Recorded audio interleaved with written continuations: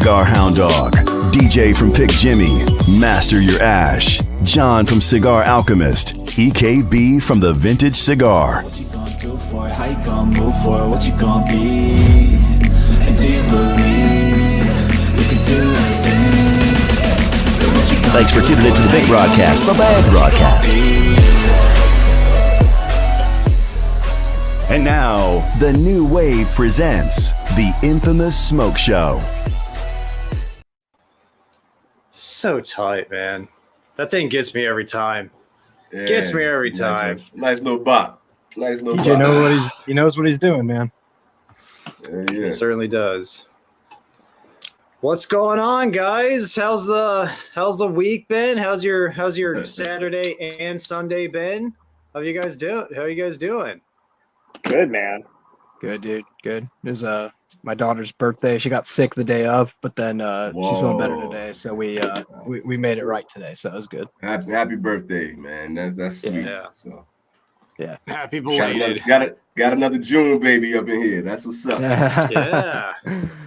Yes, sir. And it's Nucky Johnson's birthday. Happy birthday, Nucky. Boardwalk Nice. Empire. There we go. Yeah, I was dude. When I heard Very Nucky, I good. thought Boardwalk. Yeah. Mm-hmm. John, what are you Sparking smoking? up, man. You getting started. Let's go. Smoking the United. So I'm gonna I give had this a few of shot. those. I think Shouts this is out the to Oliver, natural. man. It's like I think it's Corojo. I think I don't know a ton about it, but It's definitely that's not the Maduro. That's not the Oscuro, John. yeah, definitely not. Definitely not. Yeah, I can see that. Shouts out to Oliver United though, man. Good people. That guy's tight. What up? What's up, Javier? I'll be up in here. Pipes and gauze. I got two choices can't- tonight.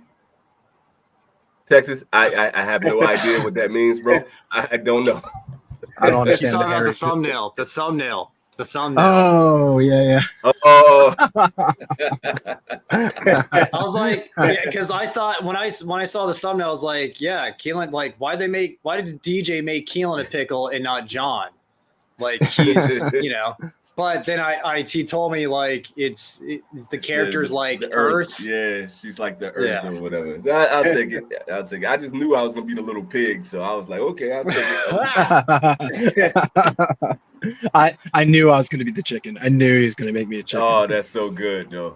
Especially after the thumbnail you did with the not the Dr. Oh, Seuss, yeah. but so Yeah, that that's worked. right. Yeah. I thought it looked familiar. I was like, I've seen this somewhere. I literally didn't connect that though. God, that's bad. That was my first thought, man.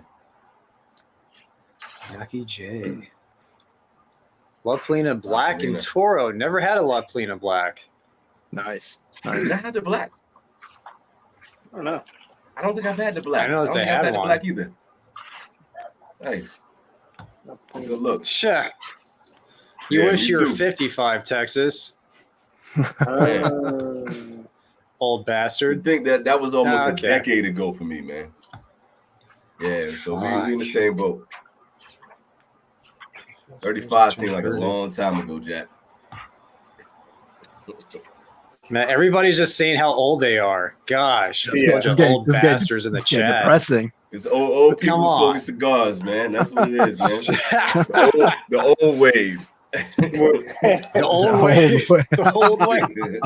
Picking up right where we The left off last geriatric week. wave. Yeah. Yeah, right. Yeah. Don't get me in trouble, Jack. That's funny. What up, Burning Time? I've been trying to feel younger, man. I just been playing the Jedi Survivor until like 3, 4 in the morning, like a big kid, man. The kids out of school. that's I ain't gotta tight. wake up first thing in the morning. That's tight, Be a nerd dude. again. Like what?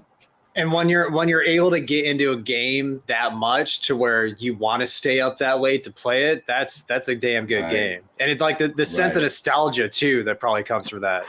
Exactly, and that doesn't happen for me all the time. I'm so picky about the music that I listen to, the food that I eat now, the games that I play. So when I get something that I'm just like, after world, it's a beautiful moment, man. That's so tight. All right, they're When I get obviously back to the talking summer. about this. They're obviously talking about Cialis. I don't know what they're talking about, but I was like, pills, Cialis. I would put money that had to do with the pickle, and it just evolved into that. I would put Tetrasaurus in the middle of that. True. True. Hey, long live the pickle. Yeah, man. What up? Good to see Sal in the chat. What's up, Zach? What's up, Zach? Gosh darn. Ugh, there we go. There you go, Zach. Matt, you're killing it with the chat right now. Hey, I'm on it. I'm doing nothing else. I'm paying attention to you guys a little bit, but I'm just rolling through the chat. No, it's good, man. That so many people went over to the infamous and subscribed over there, and that people watching the channel over there, man. So that's dope. Got mad people in the chat. It's a beautiful thing. Yeah, dude. We got like 55 people on right now. That's great. Dude, I've never seen the other guys. I've never seen that movie. So like I just because I was like he asked in a Discord, like Mike's like who else is gonna be like, what are you guys gonna be smoking later when Dirty Matt and the boys are going live? And I just responded with, hey, like what does that mean? Hey. So then he sent me a picture. Is that the Orthodox? Yeah. Nice, man. I'm excited, man. The way you guys are talking about this, I'm excited. So it's good. I'm not doing a review, so I want to give them some love too for sending these cigars out. Yeah. DJ. Hey, the scary Samoan. I'm just an island boy trying to make it. That's awesome. Beautiful. So good. How we doing? So good. Dude, so DJ, both you and I can control the chat. Is that possible? Yeah. That's awesome. We are like together. A job of it could be a job of for two people sometimes. So that's good. Oh yeah, for sure. Yeah, this is cool. That's sick. Yeah. How's everyone doing? But yeah, what I miss? It's just catching up with the chat and just John lit up. What'd you light up, John? You lit up United. Very cool. Keelan's getting into an Orthodox, Black Label Orthodox. Mike, what are you gonna light up, man? I got the white gold, and I got the Mi Querida event only Super Saver. Ooh, you can't really go wrong, bro.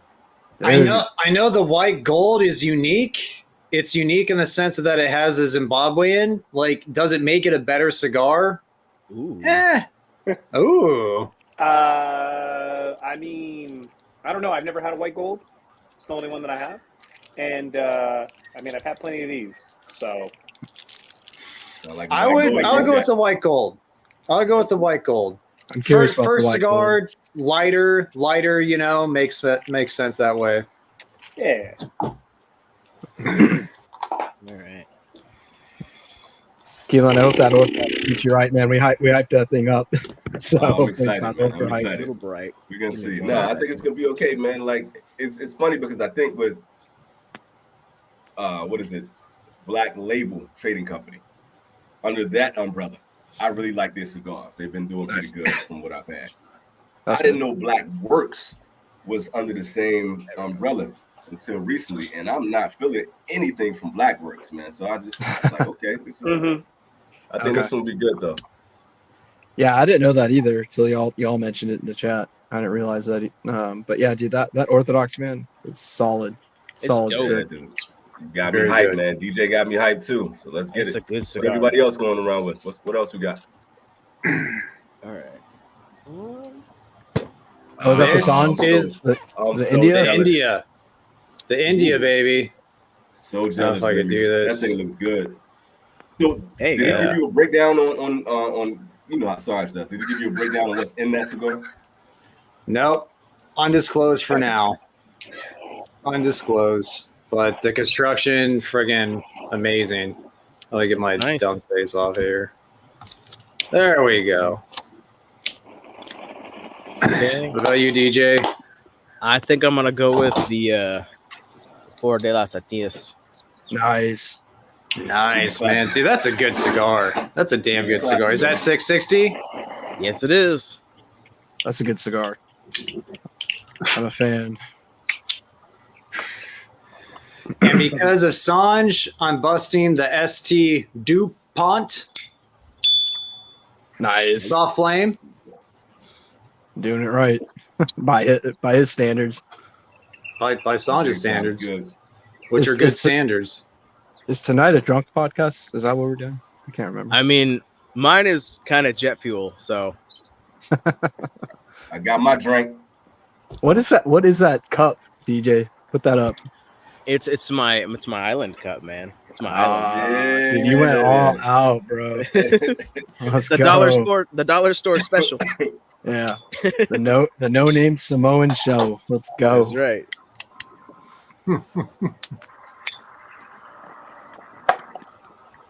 All right.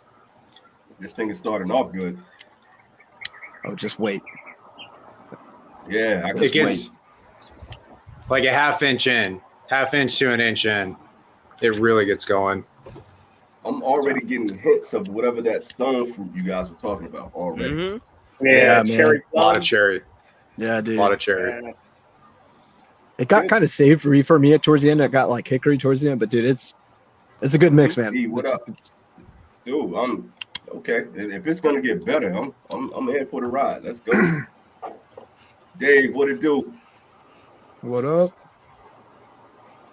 Dance recital. Oh, dang. Nice, man. That's cool. That's dope. You're busy, Eric. Yeah, hopefully that was fun. That dad life, man. I'm with it. Trust me. I understand. Oh, we got some kick. Doing the mat for a second. Oh, Yeah. That's a little bit. Yeah. Yeah, it'll get you at the beginning. Yeah. yeah. Wow. Hey, enjoy that, brother. Oh man. Sandra being here sooner or later. I know he's gonna pop up. So Yeah, he got the link. Hell yeah. yeah. Oh, So, yeah. As Sandra would say, Dave, enjoy. Yeah, yes, the emoticon too. Mm-hmm. Mm-hmm. Oh. H99. I'm glad I got 3 of these already, dude. Wow. Derek got those out to you? Yeah. So Cool. I wanted to give a little shout out to him, man. This thing is it's good He stuff. he hit me up at the end of this week after I posted my review, and he said that we wanted to discuss their team coming onto the show too. So Okay. Word. we can talk about that offline. Cool. Yeah. That's a good little teaser. Mm-hmm. I like it. What was that? Was that somebody at Blackworks, Black Label coming on? Yeah. Oh, nice. Cool, man. That's cool. Yeah, Down Derek for said it. that him and the team might be I down. don't want to to, go online with a bunch of no names though. That's Bunch of I think nobodies. They heard of man. us. They heard of us Yeah. at least. Sheesh. We should probably talk about that right before we get too inebriated. I mean, Yeah. We can. Get- I don't want I'm Dwell gonna on pull it, up but- regardless. I mean, to. we don't have to. We can just let it live out there in the ether. I just like throwing the little barbs out there, man, just because it's so funny. Mhm. It is. I'm usually not the one to bite, but I just felt like clapping back, and it was half. just No, for I'm fun. so glad you did. It was I'm just. so It was glad just. you did. I really You're mean this ready. when I say it. It was half just for fun for me. Like I wasn't. I Oh, yeah. wasn't taking it that serious, you know. But it's like, why not? You know, we're here. We're here. People talking shit. Look You here, know? man. Why not revel in that? Especially like it's one thing if we were going out being a bunch of bullies and bullying Yeah. other people, Yeah. picking on other people and being intentionally mean and all that kind of Yeah. stuff. But when people just kind of like they're in side groups and in side chats and behind the scenes, these guys are a bunch of nobodies. Look, they can't even spell. Oh, Yeah. no, I will clap back at that. For the record, I can't And it's spell. fun. I own that. Yeah, me either. So who cares? So I- that makes it even better. So when you're getting bested by people who can't spell and they're doing better than you, and you're mad about it, that just makes it even sweeter. It's about as sweet as the cigar, man. Why would I be mad about It that? was so funny to me though because none of us noticed it, right? And then I had posted the review on what was the Dunbar that I posted that week, like right before our live. The or Golden day before Child. The Golden Child. Yeah, because that review got removed, right? So I redid that and made it YouTube acceptable. and then I reposted it. And when I went to type in Dunbarton on my thumbnail, it did autocorrect to Dumbarton That's what happened to on me. my stuff too. So Yeah. the exact thing that happened to you happened to me too. And maybe that's an Apple thing. Don't know. Yeah. You know I'm gonna say it's an Apple thing. Yeah. Default. But I mean, full disclosure, right? Like, that could happen to anybody. Yeah. Do we need to give some context here? DJ, you're the storyteller. I don't know if you want to, but we don't have to either. Oh, long story short, I misspelled the title of the show last week. Someone made a comment, and because they made a comment, it got sent out to everywhere, even though it was in a private group. And then other podcasts started talking about us, and that's where the No Name came from, because we were initially called that No Name group. So that's us. We're named Infamous for a reason. It fits. But I do want to give a Oh, damn. Keelan, we lost you. Where you at, Keelan? Keelan, you're frozen. And on said podcast, they also thought that DJ was Samoan. Yes, Hence that's why we have the the theme that we context have. of Moana and the thumbnail. Yeah. It's called the Samoan Street Fighter, which is fucking hilarious. The funniest part about that guy talking shit, and I included this on the short, which I took down later because I was like, all right, I'm probably getting a little petty with it. But he's like, oh, I didn't know about it. I wasn't aware of this. And Mike goes, you watched it. And he's like, oh, I did. He's like, so I was like, I clipped that in there, man. I was like, come on, dude, come on. It's all good. It's all fun. That was fantastic, because the homeboy was literally on our show a couple of months ago, and he's just like, I was on the show. And you're calling them, don't say that. They do have a name. I was on it. And you watched it. Yeah. Mike stuck with it too, man. Props to Mike, dude. That was cool. He was like, no, you did say that. And like, it's not true. And again, I don't care. It was just like, hey, we're here. Let's have some fun with it. I'll talk some shit back. An excuse to go live and do stupid shit like this. I'm cool. Yeah, for sure. I think that Eric asked what I was drinking. This is a little Filipino light beer, San Miguel. And I'm going to follow that up afterwards with a little mezcal. So, yeah, nice. This is a newer one that I've had. It's going to come out with my my review on the bronze back next week. Nice. Cool. Mike, you might be proud of me, man. I'm getting into I tried brandy. I'm getting into brandy. That's that's a cool alcohol, man. I like it a lot. Yeah, so, man. What is brandy? What classifies brandy to be brandy? It's wine. I'll let Mike tell you, but I know it's something with wine. I think it's like extra fermented distilled wine, right? Am I off on that? Well, no, I mean you're pretty much on point. Basically, all cognac is brandy, but not all brandy is cognac, is the way that they describe it, right? So cognac has to be made in France in the cognac region, and it has a very specific set of grapes that you can distill after you ferment. Whereas with brandy, you can make it anywhere. Make brandy anywhere. And, it just has to come from grapes. Typically, there are certain grapes that most people use, but when you go into like specific ones, you get into grappa in Italy, right? And other things like Greek spirits and certain things like that, like Metaxa, different stuff like that. But brandy is the universal for distilled grapes for the most part. Okay. It's good, man. It's like really dark fruit. It's like Scotch up front and then like dark fruit on the back. Yeah, and you don't get as much in the legislation, right? As far as to how long you have to age it, what you distill to, so you be a little bit more free flowing creatively when you make it. That's cool. Yeah. Hey, put that thing that Tony put in the chat. I'm curious about that. Yeah. Boom. And hold on, Sean, your camera's not connected, Sanj. Yeah, Abe apologized. We took it the wrong way because the only way his joke worked was that we were a Know Nothing podcast. That's what it was. And he also didn't know who me and Matt were, even though we've been opening his class. He's not our channel. That's all. Of course, when you explained it, you got all muffled right there. Yeah. Like the thing is too, the comments below the fruit of what he posted proved out. You know, he got the responses he was looking for. Which, you know, again, whatever. I don't care. Talk shit. But like, you know, you're gonna hide behind a private group and then get all sappy about it when we address it. Well, here's the thing. I don't like publicly. I don't want to talk about this too much. It's stuff that doesn't need to be talked publicly about.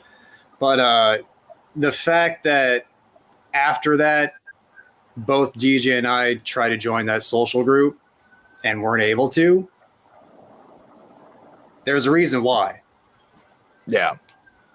Nice. Because there's something in there that we weren't supposed to see, in my opinion.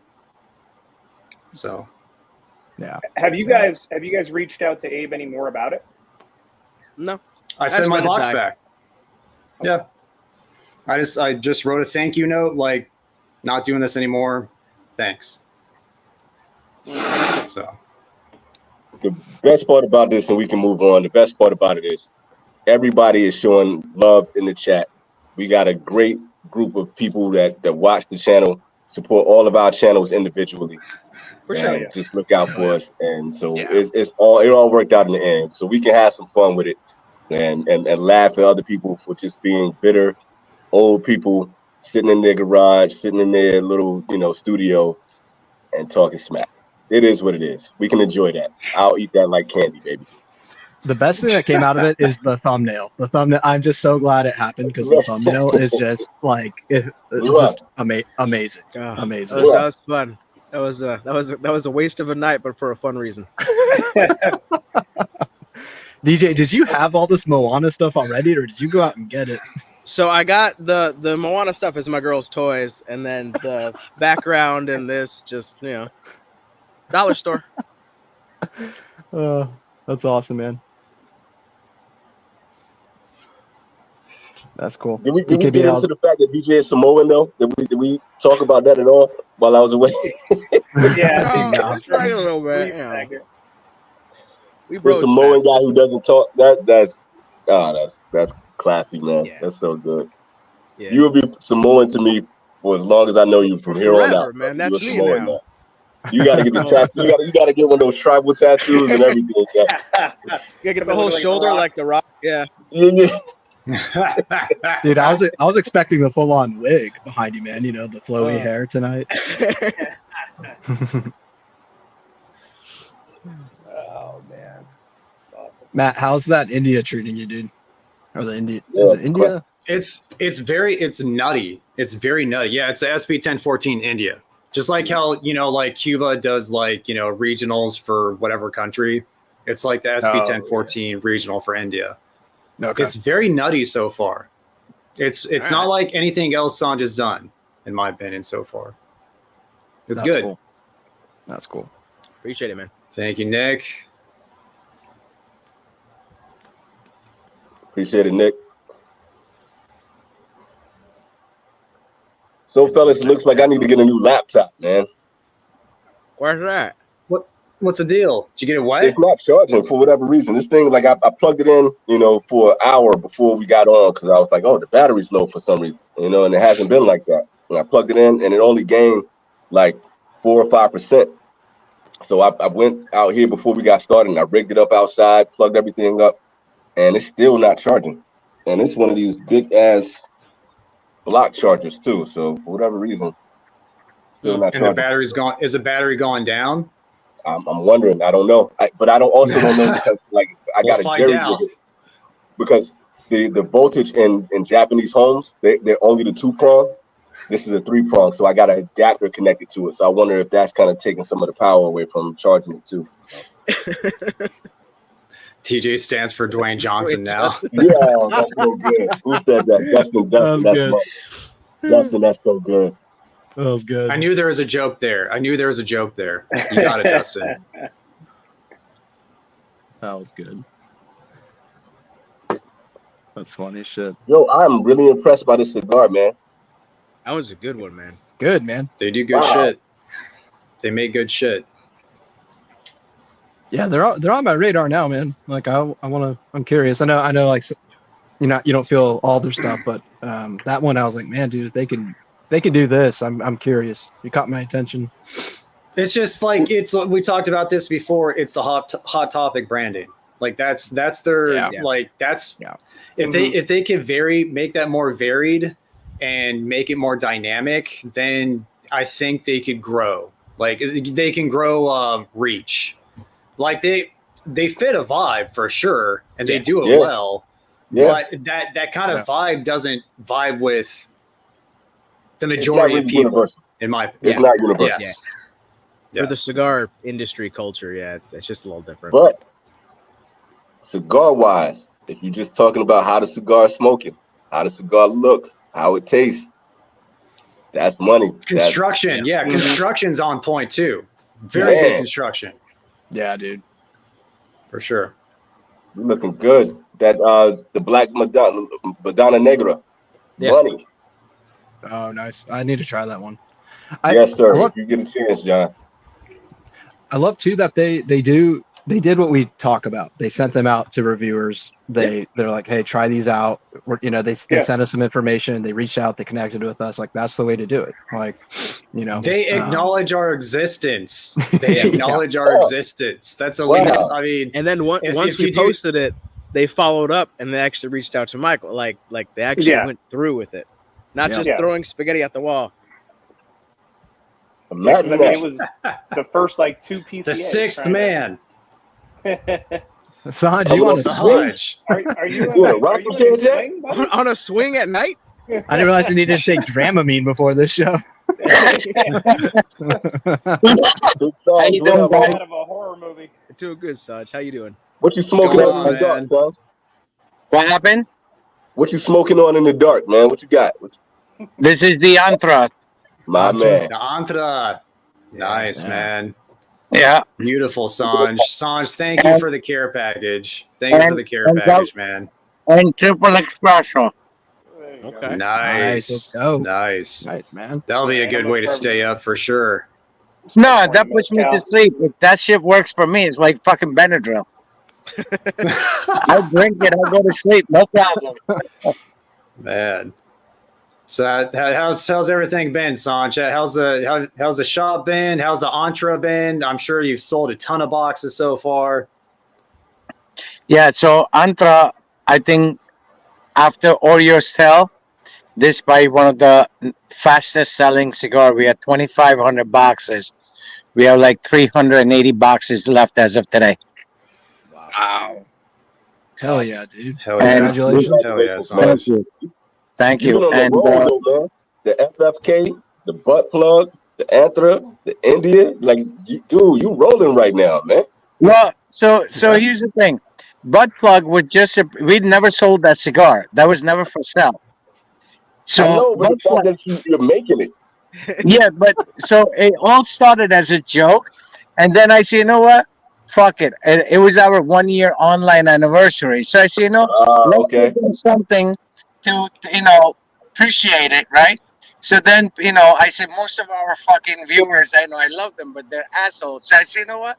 So somebody says, take that butt plug out of your ass, So I said, that's it. I'm going to make it a called butt plug. and that's how that came out about. But, we give those cigars out free to, people who bought 2 packs of 7. We wanted to actually give it out free, but according to New Jersey rules and regulations, we couldn't give out anything free.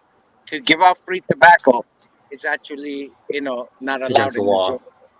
Right? Yeah. So I said, how do we do it? So at the time I had, just 754 shipment had come in. And I said, if somebody buys 2 5-packs of 754, we'll give them 5 butt plugs free. And that's exactly how that happened. So, and then nice little loophole there. Well done, sir. Well done. And then, me being me, an asshole, I said, we did a little competition. I said, anybody puts a butt plug picture, tags us, right? And the funniest picture wins a bundle of butt plug. So, dude, that was the girls putting fucking, their panties with the butt plug. They posted it all. There's a guy, fucking KY jelly with the prison outfit, all kind of shit.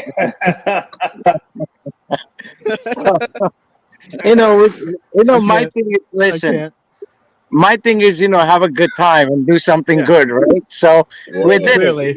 Clearly. And FFK is something that we talked about it on your live, that it's a Salomon, and we sold out for $10 a stick. It's a 7.5 by 56 Salomon, and we have all brands coming. So we pre-released the Cameroons and the Maduro. We have 500 bundles of each. Within 4 days, 1,000 bundles are gone. Wow. Whew. Dang, dude. That is some good sales, man.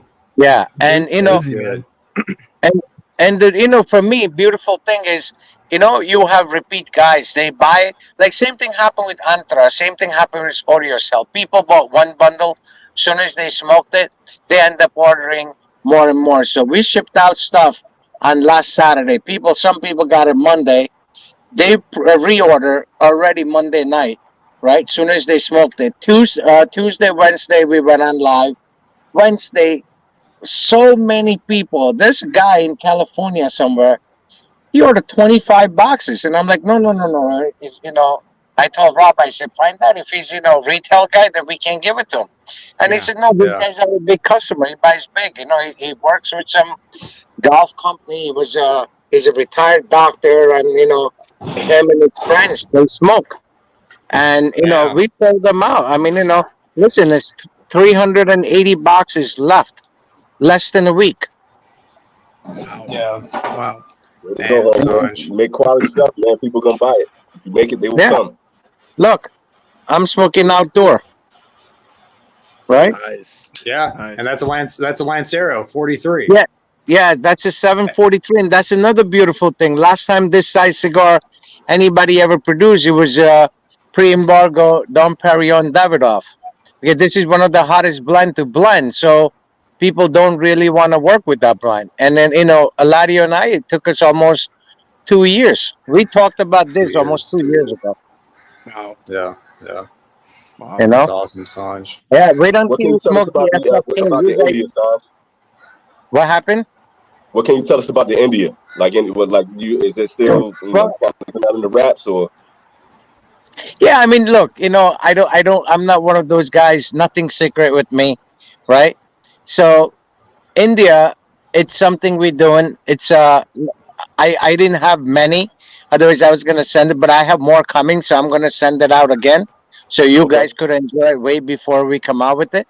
So India is a project that tobacco we have. It's a very old tobacco, and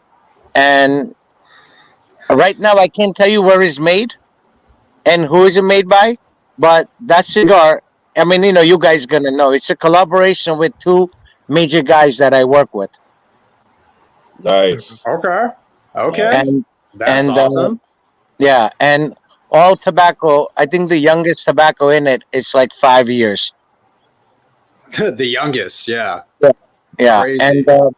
and that sizes we're gonna make. So Matt, what I send you today, that was just for us to try it out and see the finished product. But the that's not going to be the actual size. So actual sizes we're doing, it's a 8x52. Actually, I'm sorry, 8x50. I wanted to do 8x52, but they told me they said no. The better balance and better would be, 8x50. So we're doing 8x50, and then we bring him back 4.5 by 58.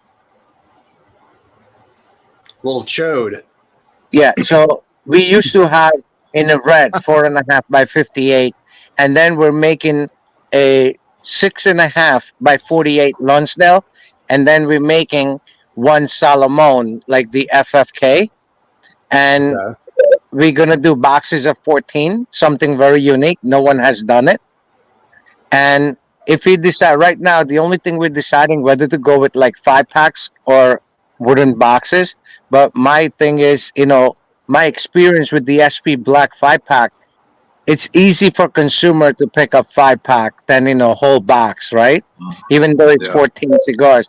And the Salomon is the most expensive cigar we're gonna have, which is $14 MSRP. 14, 13, 12, 11. Don't break the bank with that $14, man. Be careful. Woo. No. That's it. I mean, listen. Again, listen. What is my goal? My goal is to prove a point to all these cigar makers. You could come out with the great stuff, very old tobacco, and you don't have to rob people.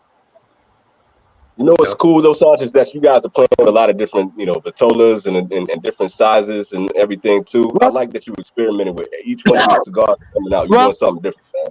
So here's our thing, right? The right way to do it. And look, I'm extremely blessed. I have Eladio on my side. I have Chico on my side. And our next project is with Ernie, So that's gonna come up very soon. We're gonna announce that soon, but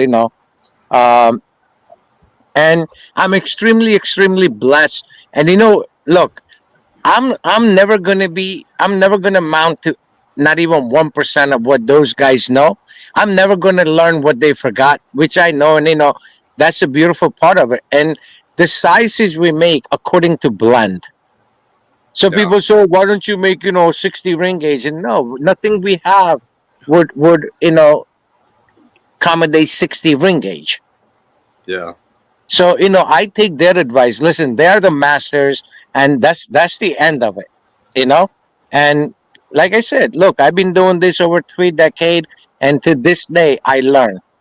And that's my thing. And those sizes. I mean, yeah, of course, some sizes like I have this Antra size. Wait until you guys smoke that cigar. It's at next level. And can't wait.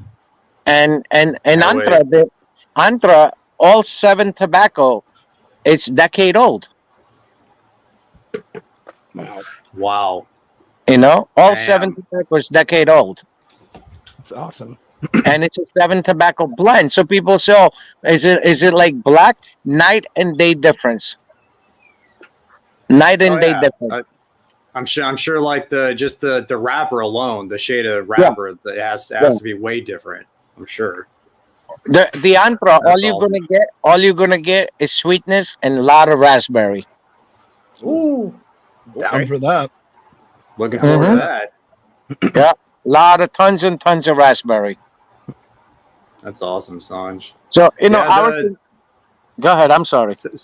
I was gonna say that the India, like, it's very like velvety. Like the smoke texture is very velvety, very soft, but it's like a very nutty cigar at the same time.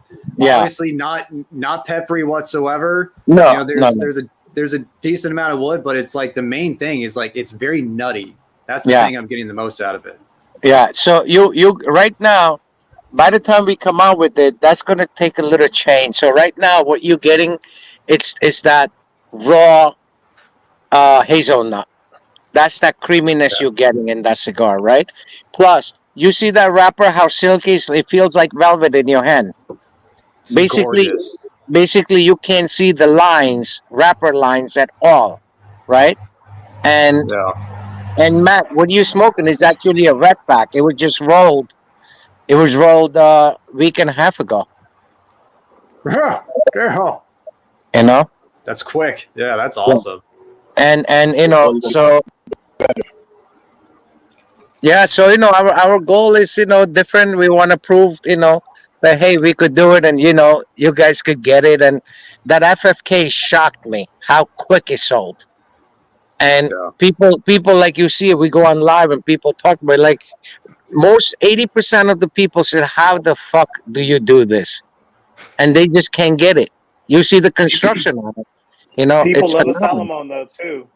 Like it's a Salomon with the it's with the big cap. So on the Cameroon, we use the Habano foot, and there is a Habano wrapper in it with the Cameroon top. So all the FFKs are double wrapper throughout. So if you see the Maduro, you're gonna see Candela, and if you see underneath, is a whole thing Candela as well. So the sweetness is gonna give you that chocolatey sweetness. For me, honestly, the Cameroon was overwhelmingly sweet. I actually didn't enjoy that. Like, to me, I don't like honey. Like, for me, honey, I think even though it's natural, but it's like ultra sweet, right? I just don't have that. Right, too concentrated. But I like sugarcane juice, like pure sugarcane juice. I could tolerate that sweetness. So the Cameroon, John's gonna love that because he likes Cameroon. He's gonna Dude, love it, and I guarantee you, the dude, sweetness there. I think it's overwhelmingly sweet. dude, I gotta tell you, Sanj. Speaking of the Cameroon, I had one of those a couple weeks ago. I was on a hog hunting trip, and dude, I know, I already love that thing. It might be even better, like with the time that I've had. Like it was so good, dude. Like you Yeah, just but nailed it. when Matt sends you out stuff, guys, on Monday, when you smoke that cigar, as soon as you get it, I want all of you to smoke it. And then you see that Cameroon is a different level of sweetness, man. And then we're doing the Habano with the Maduro. I mean, I'm sorry, Connecticut with the Maduro wrapper on the bottom. So all FFKs are double wrapper. Nice. Nice. And Which one- MSRP. which- just Go ahead. sorry, Sanj. MSRP for the FFKs $10. It's wild. It's wild. for a Hey, you wonder giant why they sold Solomon. them. You wonder why they sold them. Are you getting feedback as far as like people liking one more than the other, the Cameroon more than the Maduro, or vice versa? So far, I mean, I guess it's too new for us, but we got equal response. And right now we only pre-released the Cameroon and Maduro. The Connecticut and Habano, we haven't released it yet. So between the two, we got, I could say fairly, we got 50-50 response. Those who like that little bit, like stronger cigar, they love the Maduro, but they can't get over. They think there's magic. Right? Most of the people, they're like, how is this cigar so sweet? You sure it's 100% natural? I said, take it to any lab you want. You find anything artificial, I give you $1 million. Sanj, what does FFK stand for? Fuck face killer. Nice. So, what happened? I was introducing it was a ghost face thing, ghost face killer. So fuck face killer is awesome. Yeah. That's just what it is. Yeah. So we actually, I used to use it. So if I like someone, I say, you fucking fuck face killer, right? So I used to use on my SP10 Sanjay Smoke Shop Instagram. If you see, there's a lot of hashtags says, fuck face killer, right? So I say, what we gonna do? And I don't wanna. So I like funny names.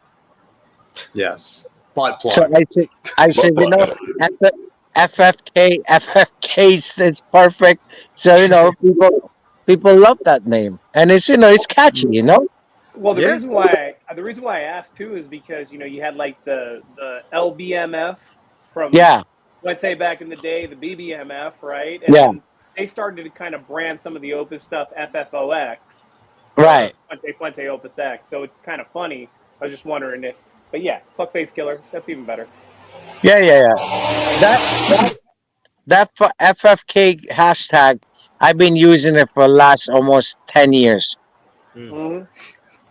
So I said, fuck it, let's just call it. And Butt Plug was something just born. We were talking about it, and it just born, and we made it. And I said, and you. You see that little tab we left in the back, Matt? Mm-hmm. Yep. That's supposed to be a pull string. That's all it is. Thank you for informing Matt so that he knew. Just so I know for Just future in case of an use. emergency, Matt. Just in case of an emergency. For the string. If you need any instructions, Riley Reid has a great video on it, bro. But even if you look at the construction on the Butt Plug, just when you guys get it, don't cut it, don't do nothing. Take a pin, make a one hole, and I guarantee you have a perfect draw. Oh, man. All right. We'll test you out. Let's go. Right now. Okay. All right. Right now. Yeah. Gotta check my plugs. Construction on that is, and that's my thing. Look, my guarantee is construction. I tell people all the time, I make what I make. My guarantees in construction and quality of tobacco. Palate, I cannot guarantee you.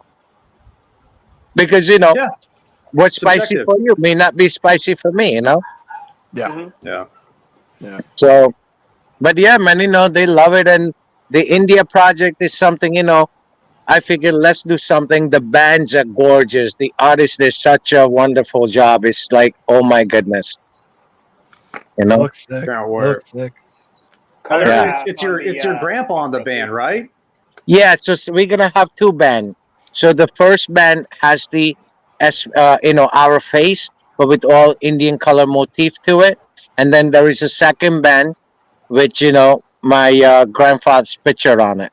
It's Oh, the bands cool. are sick, and then Everybody get a round of applause for a band. Let's give that a round of applause. Yeah. made up to, well, Two so bands. well, hold up. SP line is our core line, so you're always gonna have bands on that, right? Yes. The Yes. Of course. industry killer RS88, buff plugs, FFK. That's not that's just a fun projects. But actually, FFK we are planning to put bands on it once we go Nice. into The bands look good, dude. They look great. I'm just teasing you, man. They yeah. look fantastic. And then the Antra band that you see, that the color it's a SIDS awareness colors. So how breast cancer has a pink. So SIDS Mm. have the blue and the pink. So Mm. that's the actual band for the SIDS. So even the box, it's a SIDS design. So Yeah. I don't know if you guys can see it. Bring it a little closer. Yeah, The lights behind see, it. So Right there you go. Yeah, there we go.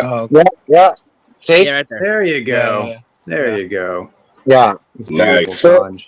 Good so look, that's man. actually SIDS awareness colors. So that's the theme. And boxes are that way. And we made the boxes purposely high gloss. And if you notice something, Matt, there is no little nick to pull the lid out. So somebody want to keep it or hang it in the wall, it works. And the finish is there that you could clean it with glass gloss. Yeah. Nice. You know, I just can't wait to tell my Show, wife I man. got a bundle of butt plugs, and they're well Yeah, constructed. right. and listen, my thing is, I'm having a great time doing it, and people are enjoying it, and that's all is to it. Mhm. Are you I'll still be having planning a on good doing time, the Zodiac? Yeah. Zodiac's in a process. Just boxes. Cool. Bands are already done with that. The box is gonna be done soon. You know, Cool. and then within a week or so, we launching the silver should be here and the charisma should be here. So as soon as I get it, I'll send out Matt, bunch of boxes so you guys could have a good time with it. Our What I distribution was saying center. earlier, man, you guys have been so prolific with the amount of cigars that you guys are putting out. All of them are great quality, man. How are you keeping up like that, dude? It's really, Well, there got to be a lot of crazy hard work, man. yeah, quality control is very simple, right? Quality control. What is quality control? Quality and control. Right. Yeah. You control what you make, and you make you make limited quantities. Look, we run out cigars all the time, and people are like, why can't you make it more? No, because then if I decide to make more and they fuck up on their quality control, then I can't do nothing, and I don't want that to happen. Listen, Yeah. because of the quality control issue, 2008, 2000, late 2008, early 2009, we took all our SP1014s off the market because a company who was making it at the time couldn't give me the quality that I was looking for, and they keep on messing up and messing up. And I say, you know what? Listen, I can't do that to consumer. Even if you would have kept it, consumer would never known that there's something wrong. But the most importantly, I knew there's something wrong, and knowing that I did something wrong, I couldn't pass it. So Yeah. we took it off the market. Gotta stand So on principle. you said the red used to have like a nub size, like a 4.5 by 58 or 50, something like that. Yeah, That'd be 58. interesting. Oh, That yeah. would be interesting to try, like a little Yeah. nub SP1014 red. Yeah. Mm. So that was before all these small sizes came out. We in 1992 we had 6x60. At the time, I think we talked about this. 92 in 92. Yeah. Whew. So 92 when we did the research, the only two large ring gauge cigars that I had at the time, that was one was made by Nick Perdomo called Immenso, and JR Tobacco used to make cigar called Casablanca Jarbon, and half a Jarbon and a full Jarbon. But they were almost 70 ring gauge cigars, and nobody had Wow. 60 ring gauge cigar. So in the books, we are the first one to make 60 ring gauge cigars. Wow. And then we had a short crazy. little, yeah, we had a short little, four and a half by 58. And at the time, I remember talking to a gentleman named Ben Tom, who was our main blender at UST, and he said, "Sanj, we don't even have molds." And I said, "Fuck it, we'll make it." And we made the molds, and we just want to bring it back, and we'll see. And then just the other day, we announced that real soon, we also adding one more core line, SP 1014 Red Maduro.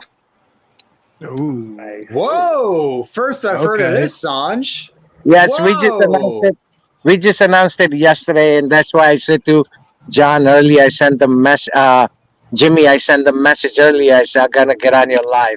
Yeah. So Dude. yeah, Nice. so Oh man. I can't You heard it here first. You heard it Yeah. here first. Dominican. It's a Dominican Corojo Puro, and it's a Dominican Corojo Maduro wrapper. Dude. Nice. Oh. That thing, Okay.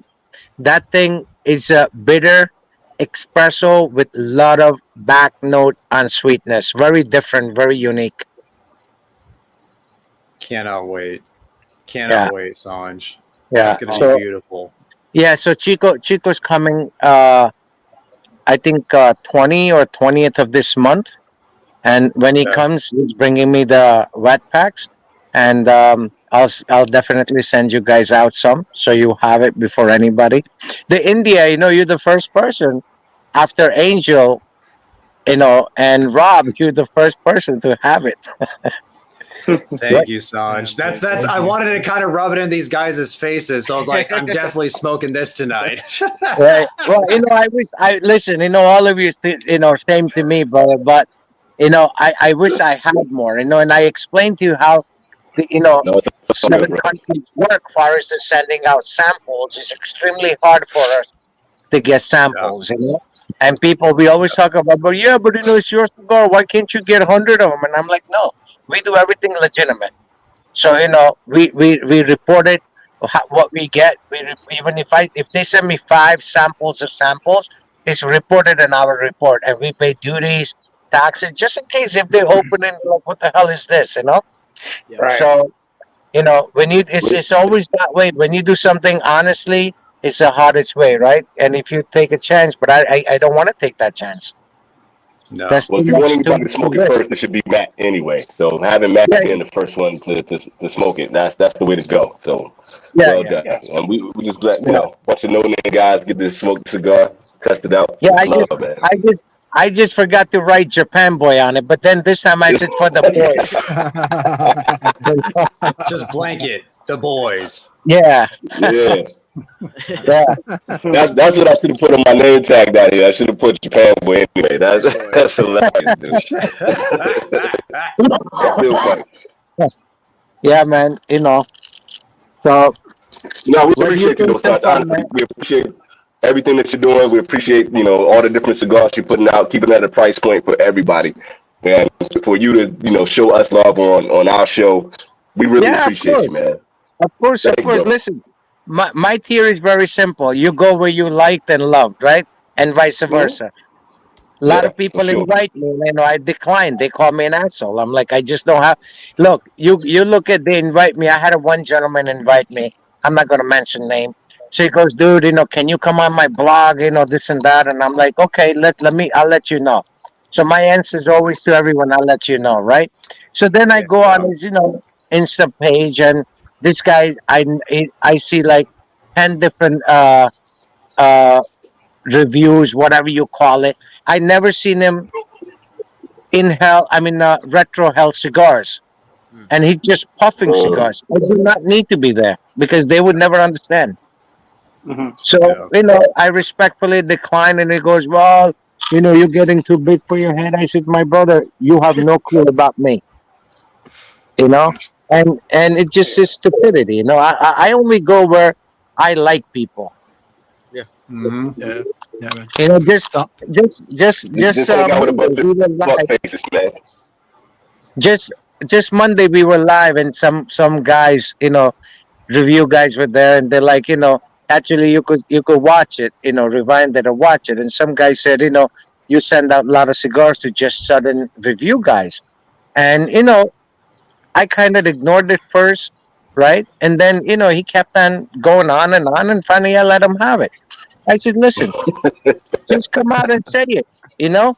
And then, I'm the wrong guy to fuck with, right? So Yeah. I let him have it. I said, those who I send cigars to has nothing to do with whether they rate my cigars or not. I only send cigars because I know they're going to appreciate it and they're going to enjoy it. That's all it's Yep. to it. Definitely that. Yep. It's only a cigar, you know? yeah, man. Yeah. Yeah. Absolutely. I got a So homeboy I just in did. Saudi Arabia, man. We just smoked he just smoked his first SB 1014 red. Sorry to step on you, John. I wasn't trying to do that. But he just smoked his first SB 1014 red. Loved it. Loved it. We just sat back on a FaceTime and had a good time smoking that cigar. We really enjoyed it, man. So you got people in Saudi Arabia smoking a cigar right now too. Well, we have accounts there. We in Saudi Arabia, we in Qatar, Kuwait, Bahrain, Lebanon, Abidjan. We have our cigars there. That's sick, man. Nice. Yeah, yeah. Beautiful. So, Nice. so that's what Rolla handles all that. Mm-hmm. So You know? is this the busiest you've ever been, man? In terms of like your being in the cigar industry, is this the busiest with all the blends you're coming out with, and you got your shop and everything? Well, I always keep myself busy, but now my attention has changed more to cigars. And because the real estate market is not that well, so we my primary business on the side, secondary business, not primary, is I develop a lot of buildings in India. Mm. Okay. We do big construction and stuff. So right now we have a bunch of sites going on, but I have a team, family, in-laws and stuff, and they run it, and I don't have to worry about any of that. Yeah. So I could focus Good. more in the tobacco side. And listen, it's like this, right? When you want to prove a point to someone, you can make one thing and say, okay, this is what we got. You could make, and again, look, so far, luckily, we haven't got any negative thing about any of our product, right? Time may come, yeah, I could fuck up, and I'm okay with it, because that's what's life all about, right? And Right. and learn, and but again, my chances are very slim of fucking up because the team that I choose to work with. Also, my own ethics. If I know something is not good, I am not touching it. I don't care how much money we could make. It's not about, for me, it's not about money. Butt You plugs. don't We need made it. Yeah. we made 20,000 butt plugs. Not a single one was sold. Yeah. All You given know, away. and all given away. So people have fun. People enjoy it. It's a fun project. We coming out with the Oreo Tell again for the Southeastern Guide Dogs. Now it's called Dogs Inc. So that Mhm. money we're gonna donate to veterans dogs and handicapped children. So that those dogs, they cost from birth to when they give it to veteran or disabled child. It costs them $50,000 to $60,000 per dog, and they give it away free of charge. So it's a Yeah. good project. I'm involved with it now, and we're making Oreo's Health. So it's gonna have same concept, same label of Oreo, same picture, but it's gonna say Oreo's Health for Dogs Inc. Dogs for dogs, right? That's And cool. we're gonna do packaging of same thing, 10 cigars for $70, $7 a stick. We're not changing that pricing, right? And the only different thing we're doing is now all the packaging is gonna be individual, like 10. You would have 10 Maduros, 10 Connecticut, 10 Habanos, and 10 Cameroon. So you have a choice. Oreo style, we did Connecticut and Maduro, just like one-sided Oreo, like a dark with the light Yeah. tobacco. That was just fun gimmick project, and cigar wasn't gimmick, but the concept, like Yeah. audio cell, and a lot of people didn't get it. And I'm like, dude, The open up theme, the audio one side, or Yeah. put fucking, Duh. put fucking Kalen and John on the side by side. You got audio cell. That's it. That's it. Yeah. I'm so Love it. Yeah, so that's my thing, man. But yeah, I don't mind being busy. I'm not afraid to work. Like I said, I get up every day, 4 o'clock in the morning. My head's working, and I do shit like I'll call up my artist 2 in the morning, and I'm like, "You up?" Well, I'm up now because I got your message. Well, we need to talk. What do you think about this? What do you think about that? I say I need it in 2 days. They'll give it to me, and I'm like, okay, I don't like it. He's like, what the? So I'm very, when it comes to certain things, me personally, even with, home, my personal life, I'm very picky. I'm, I'm, I'm like, when it comes to certain things, I'm like a little spoiled bitch. I want what I want. I want it the way I want it. And that's all is to it. If there is a mistake in anything and I know, I scrap the whole thing, redo everything. Look, same thing happened with Charisma. Charisma bands, they fucked up 500,000 bands. Tiny minor detail. And I picked it up. And I'm like, hey, this was not supposed to be there. And there are things like, listen, we printed 500,000 bands. No one's going to know. And my thing is, I know. Yeah. And, and I'm like, can't have it. So Yo, we what's did it. what's up with Innocent's glamour shot? Why does he look so much like an Eagles fan? But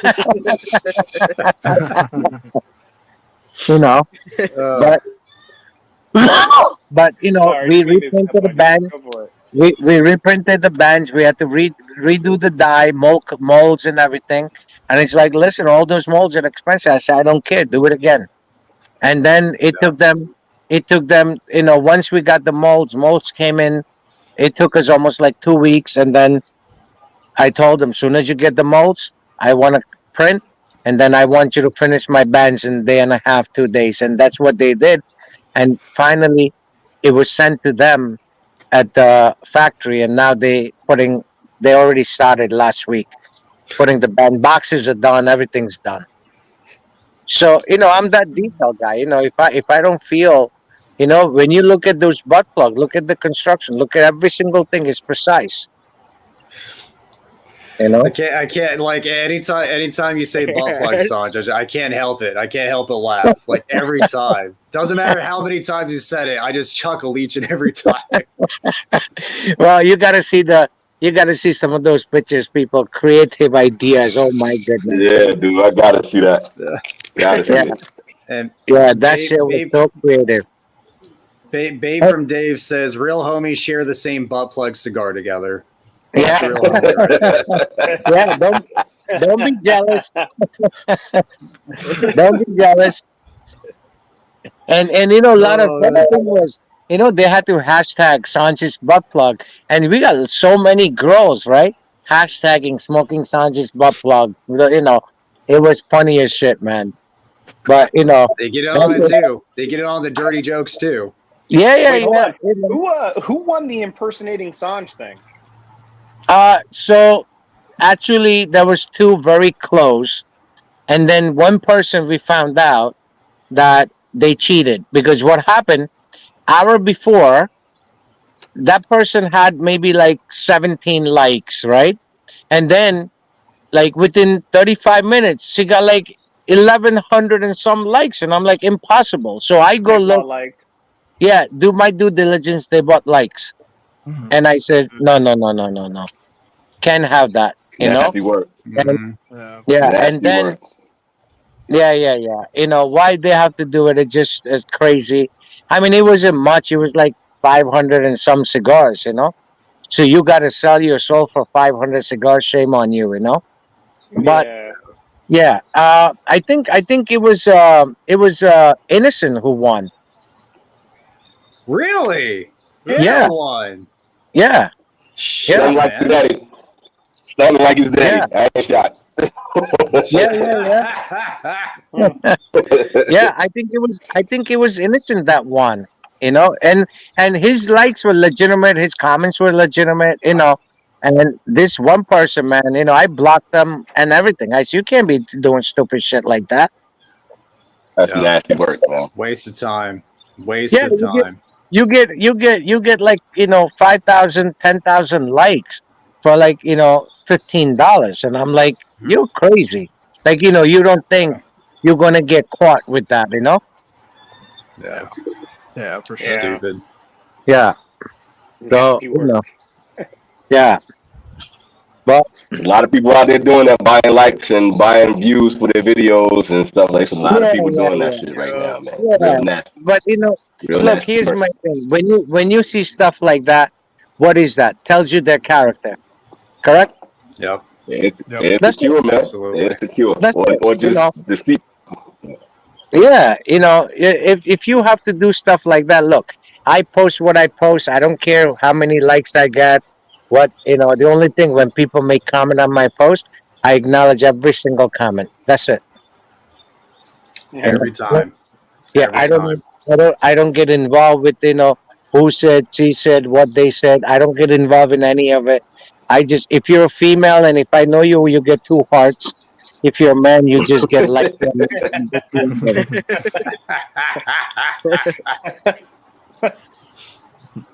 I gotta ask Michael yes.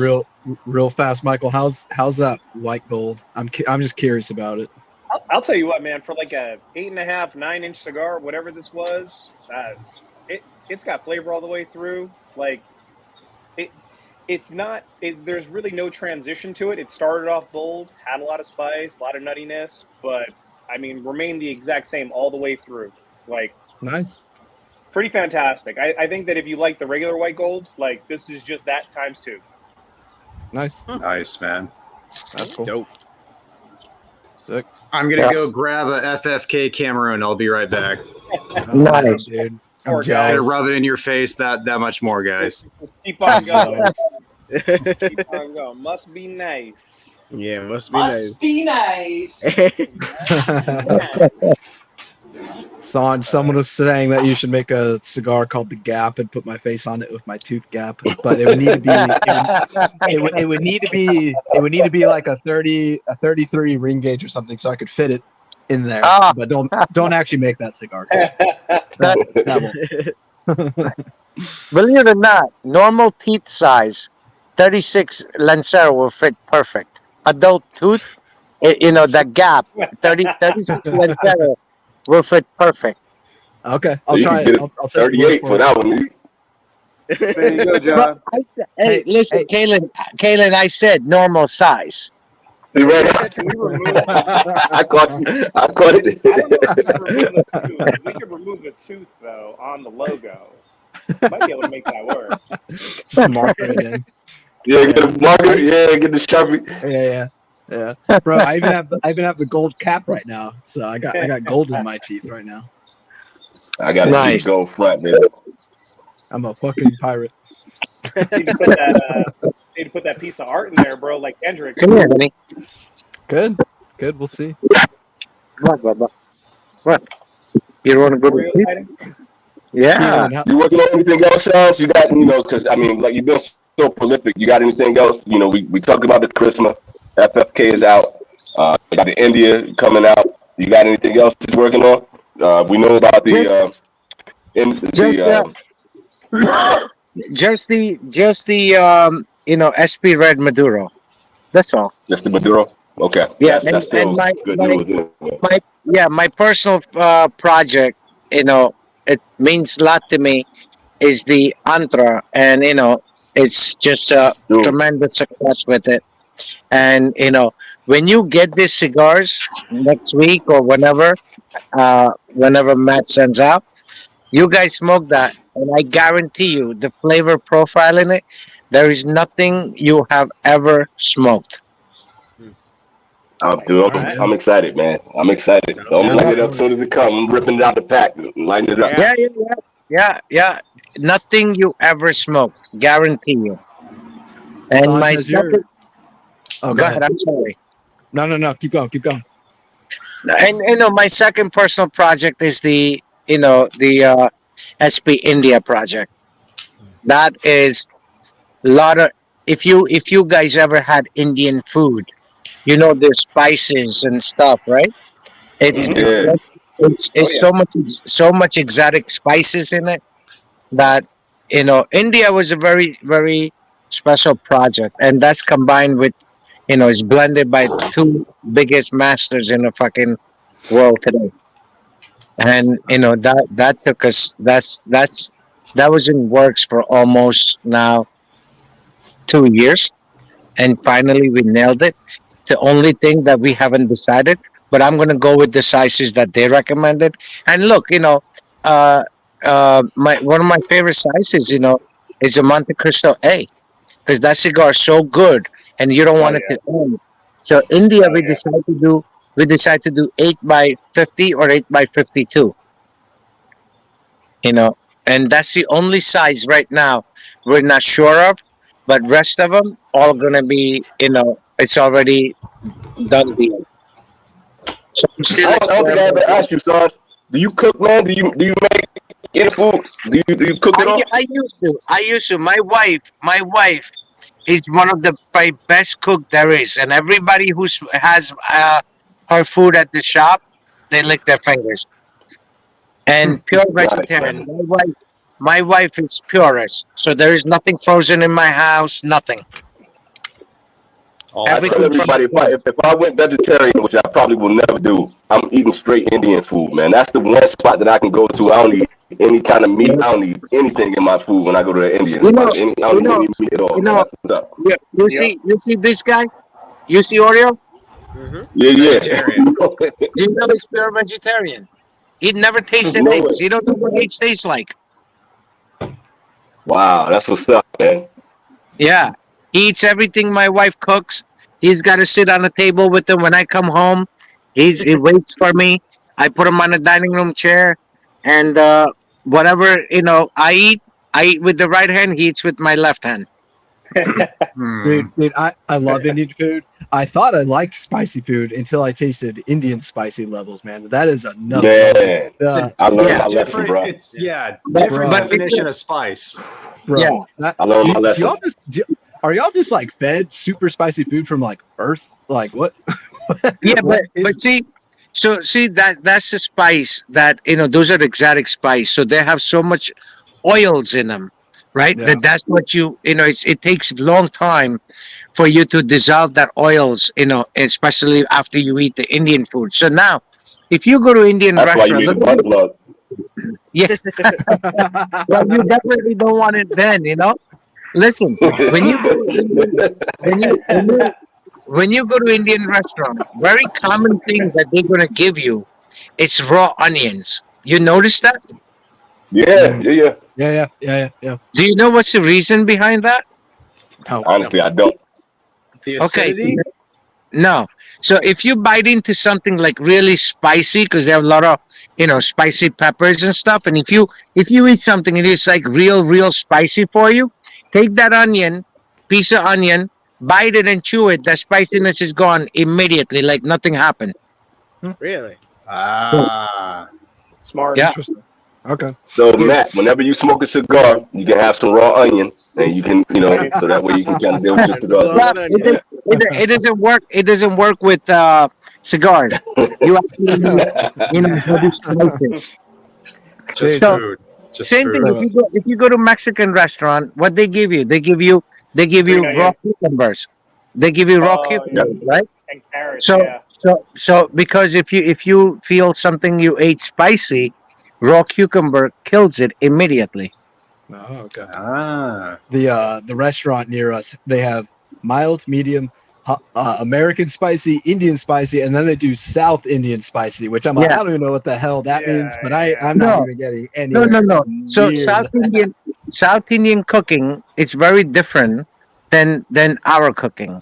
So if you walk into an apartment complex, right, where a lot of Indians live, I could Mhm. open the front door and I could tell you what kind of Indians live in this building.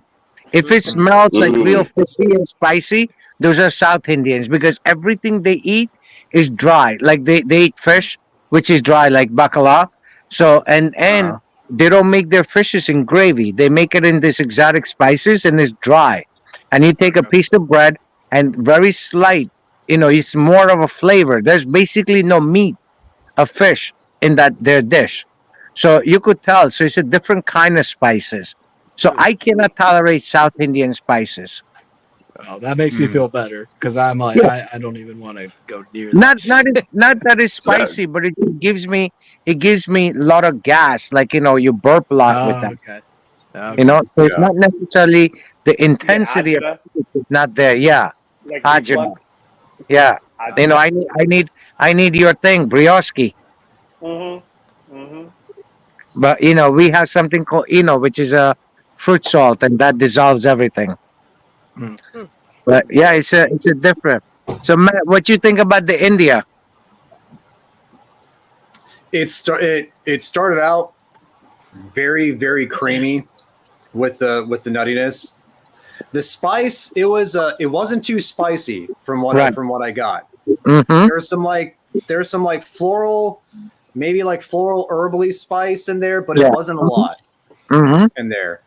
Yeah. And then finishing off, it got a little bit acrid, but that's just from being a wet pack probably. Yeah. Mm-hmm. Yeah. But it was good. Mostly a nutty cigar. The nuttiness was the most prominent part about that cigar. Yeah. And that's my thing. I don't want to make, and I always said it, I don't want to make anything peppery. To me, cigars should be enjoyable, right? Just like, look, Indian food. You go into an Indian restaurant, you get ultra spicy food, right? You're drinking water. You're not enjoying anything. All you know is your mouth's on fire. You drank a ton of water, right? So you didn't enjoy that, So cigars should be enjoyable.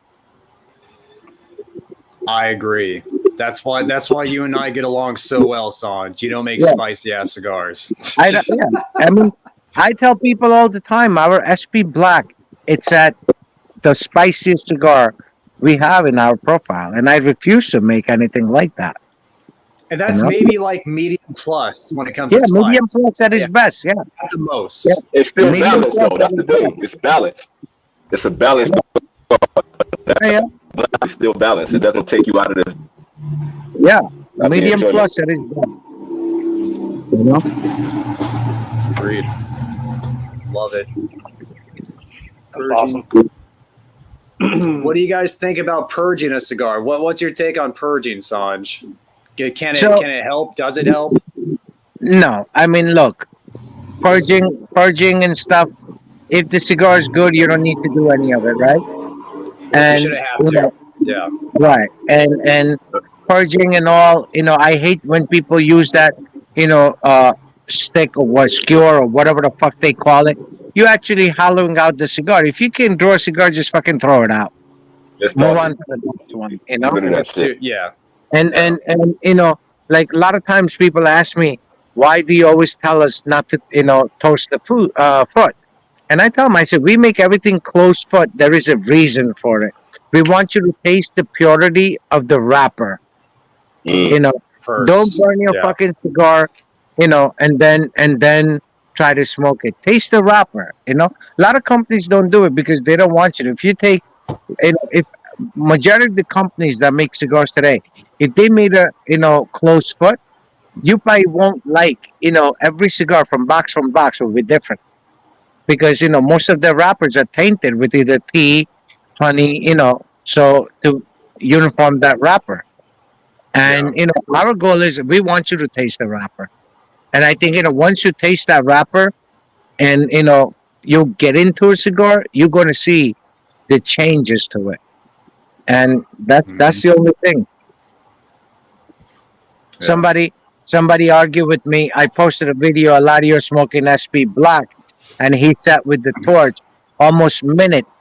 He was just burning the foot, and he's like, "You tell us no." I said, "No, that's a wet pack. That's cigar so wet right now that you could bend it without breaking it." So he's drying the smoke. He's an expert. So he knows what he's doing. But when cigar comes to a consumer's hand, you shouldn't have to do any of that. Yeah, and the bearded cigar, Marvin, he asked, "What is purging?" Purging is essentially when you like blow out a cigar. Right. Like a lot of times people say like when a cigar starts to get acrid towards the final third or whatever, you should be able to blow out and it should be able to help. But if to me, nothing. I've never really noticed like a huge difference from like before to after purging. Yeah, doesn't make any like sense. San said, if a cigar to the point to where you feel like you have to do something to make it smokable, go to something Probably else. smoke another cigar. Yeah. Get rid of it.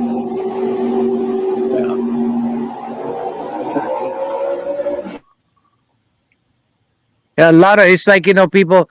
I tell people I don't know cutter, right, or torch lighter, and they're like, what? So people are like, yeah, but we cut gives you this and this, and I'm like, listen, my man, if that's what makes you happy, do it. I mean, like cut of a cigar is going to change the complexity of the cigar. How stupid is it? It's like it's like taking an ice cream and eating with a spoon or fork or whatever. I just don't get that shit. No, that was a big point by Steve last week. Steve was talking about how just use your thumb, use your teeth, whatever. You're fine. Yeah, like it does not matter.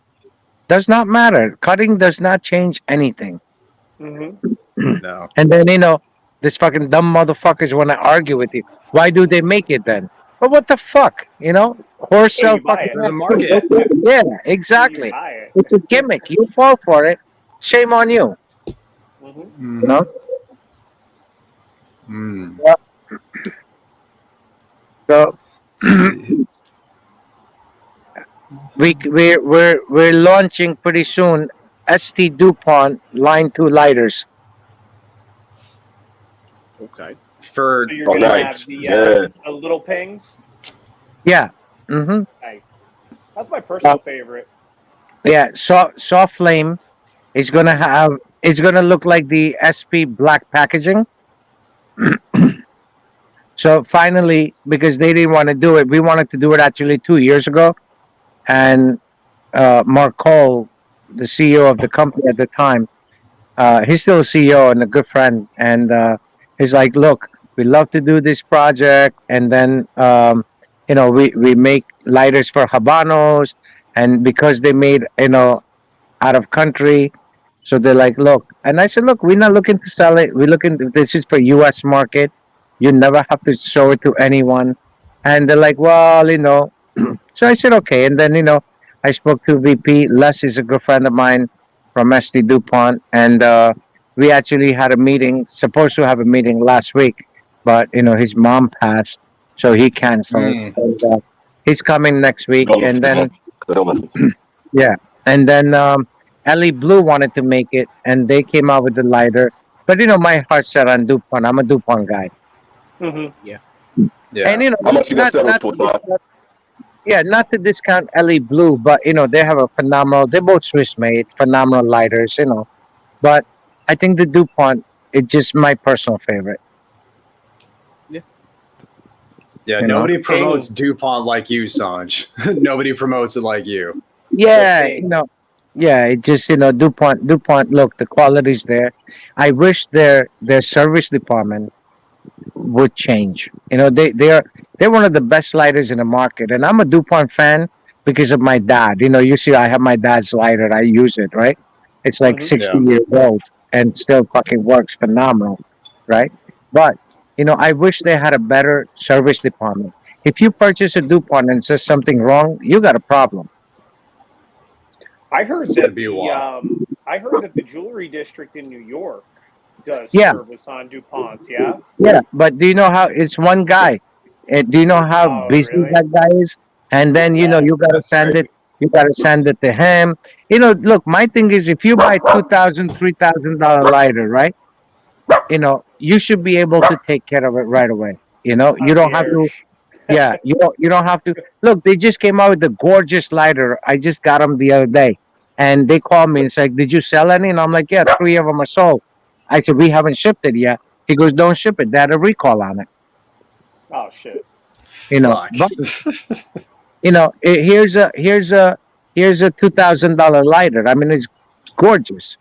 and they have already had a recall. But it's nothing major. Where the side wheel is, it's a black lighter with the orange, blue, spin wheel, and they didn't put some kind of coating on it, so they recalled it, which is fine. It's okay. That's the Yeah. that's like the neon one that they came Yeah, out with at yeah, PCA yeah, this yeah, year. yeah. Yeah, Yeah, that yeah, yeah. lighter is gorgeous. I'm That gonna I get saw one those. in Those are every color. really cool. Those are Yeah, I'm really gonna cool. get that lighter in every color. Those are so dope. Yeah, yeah. So that's a lighter, something like that. We want to make with our own logo. That's You cool. know, Very nice. Are you gonna go with and That would be awesome. the black color too? you're not gonna see it. You're not gonna see the color. So it's gonna be identical like the Cohiba one, but instead of Cohiba face, it's gonna have our face on it. Oh, okay. Nice. That's cool. Because they already have the mold for it. They have everything's same. So Mhm. it's just gonna go with that. You know, That's cool. It's cool, man. yeah. Are you doing any of the conventions for next year? Yeah. So we'll be in Vegas November 1st and 2nd, Okay. and then For the Miami. big smoke. Yeah, we Smoke. don't bother with like PCA and all that because we're not looking to do any more retail business. Maybe next year, because next year we're getting situated and we're going to raise a little bit more production, and we're going to open up Mhm. maybe like 20 more shops. Right now in US we have 50 shops and we're done, and we constantly run out product. No sense opening up sake of saying, oh, my cigar sold in 100 shops. No Right. reason doing that, because if you can provide, and I understand, look, for me it's I could look from inside out and outside in, right? So for Mhm. me, you know, when manufacturers don't have product and it's constantly on back order, guess what? My real estate is very expensive. My display space is, so I understand all that. So if I can't provide nothing right now for almost 2.5 months, we did not have any 550s, 554, 654, right? And we just got it and we sold out all 554 gone. So, Yeah. if I sell it like that, how can I promise my retail guys and say, hey, I don't have it? And they're like, hey, I don't need this shit. So Yeah. we want to get situated first. And we knew when we came out with it, we had a plan. And I said within 2 years we should be able to situate ourselves. And we're with God's willing, we're 90% there, and we have almost 6 months left with that. So I think we'll make it. It's When you awesome. uh when you come out in November, I'll have to take you and Matty Rock out for some Italian or some Indian food. Yeah, anything, Italian or anything. Indian. Yeah, Figure listen it to out. me. I don't care. I eat like HIV patient, but I eat like 5 times a day. That's all right. We'll figure it out. We'll figure it out. Hey, listen. Sometimes I get cheese sandwich. It lasts me, lunch in between and dinner, and I Yeah. have some leftover. You know. Nice. Fucking hilarious, man. Yeah, my intake is very. Hey, honey, no. My intake is Oreo. very. Yeah, there's like deers in the backyard, in the back. I'm sitting outside. You know, so Nice. I mean, Lit up a Cameroon, Sorry. man. Had to. We were talking very about it nice. earlier. Love it. Beautiful. How's it drawing that FFK? Seamless. Like no issues whatsoever. It's Yeah. it's smoking like a dream. Yeah, It's a beautiful Cameroon cigar, man. I yeah, love it. a lot more sweeter than the Cameroon Toro. Also, the blend is different. Okay. Honey, John, let's go. you were saying that the India with the tobacco on that. Every other tobacco is really mature and it's been around for some time. Where was that being stored? What you can talk about, like how was that procured with it being such old tobacco and the whole nine? What's the story behind that? think we You may have broke up. lost Sanj. Sanj, you there? There you There are. you are. There you are. There you are. Say that again. I didn't hear you. Sorry about that. So asking with the India, you were saying all that tobacco is really mature, it's really old. How is it being held? Where did it come from? You know, being that it's such old tobacco. You know, if you're able to talk about that. Yeah. So 60% of the tobacco came from Eladio's wealth, and 40% came from Chico's old wealth. Love And it. how much did you guys have to to make like cigars? How many were you able to make with that? So with that, we're making very limited stuff. So we're making only 50,000 cigars for each Vitola. So it's going to be 200,000 cigars. That's it. One That's time. a pretty good stock though. It's a one-time thing, but that's a pretty good stock though. That's awesome, man. Well, really not. You look at you look at 200,000 cigars. Divide that by boxes of 25. Yeah, that's It's the point. nothing. It's nothing. Yeah. So it's the problem. Also, another thing we're working with, a dear friend of mine called me up. He has something very unique. Actually, we're going. My daughter's graduation's on 21st of this month, and Congratulations 24th. to it. Thank you. I'm gonna fly to see him. He has one of the best. I never ever, just by color, I could tell looking at the color, right? Check this. And you heard it first time here, and I don't think anybody in the industry ever have used it, and I don't think anybody in the industry even have an access to that. Ecuadorian, actually Habano. It's a Habano Connecticut broadleaf. Okay. Whoa. Okay. It's a lot. Yeah, Habano Connecticut broadleaf. From Ecuador. Yeah, and then no, it's grown in Mexico. Oh. Edgar's growing it. Edgar's got it. Edgar called me, and we're gonna hook up. Yeah, That's cool. yeah, it's Really cool. unbelievable, What is that? Is that unbelievable. like really sweet? I'm sorry. Kind of herbal? Is that the effective? What's the effective problem? That's going to be really sweet, kind of herbally. Some fruit in it. Is that what you expect flavor wise? Listen, no one ever has tasted. I'm waiting to, I'll know when I get there. Edgar has rolled a bunch of Yeah. stuff ready for me to go. We talked over the phone, and I say, let's experiment with this and let's experiment with that, and he done it. So right now, I couldn't tell you. I have never had Habano Ecuador broadleaf wrapper grown in Mexico. Man, that's Yeah. I'm excited. The thought of being able to That is experiment with something unique. like that, man, that's cool. That's super cool. Yeah. So if you ask me what that, I mean, look, Edgar's one of the experts that most people don't know. Edgar's like Chico. Edgar's young, but Edgar's got so much knowledge of tobacco, and now he's fully growing tobacco. That he's got so much property, and he's still working with Turan family. That's the original Tiamo people. I mean, nobody's bigger than Turan family when it comes to Mexican tobacco. Yeah. Wait, hold on. Did I walk away at a bad time? Did we just discover a new species? Yes. And we're gonna try it. We're gonna try it again. Look, I don't know. I don't know if it's gonna be good. I don't know if it's gonna be bad. I don't know if it's gonna be ultra good, or I don't know if I'm gonna put my house in the market and buy the tobacco. I don't know.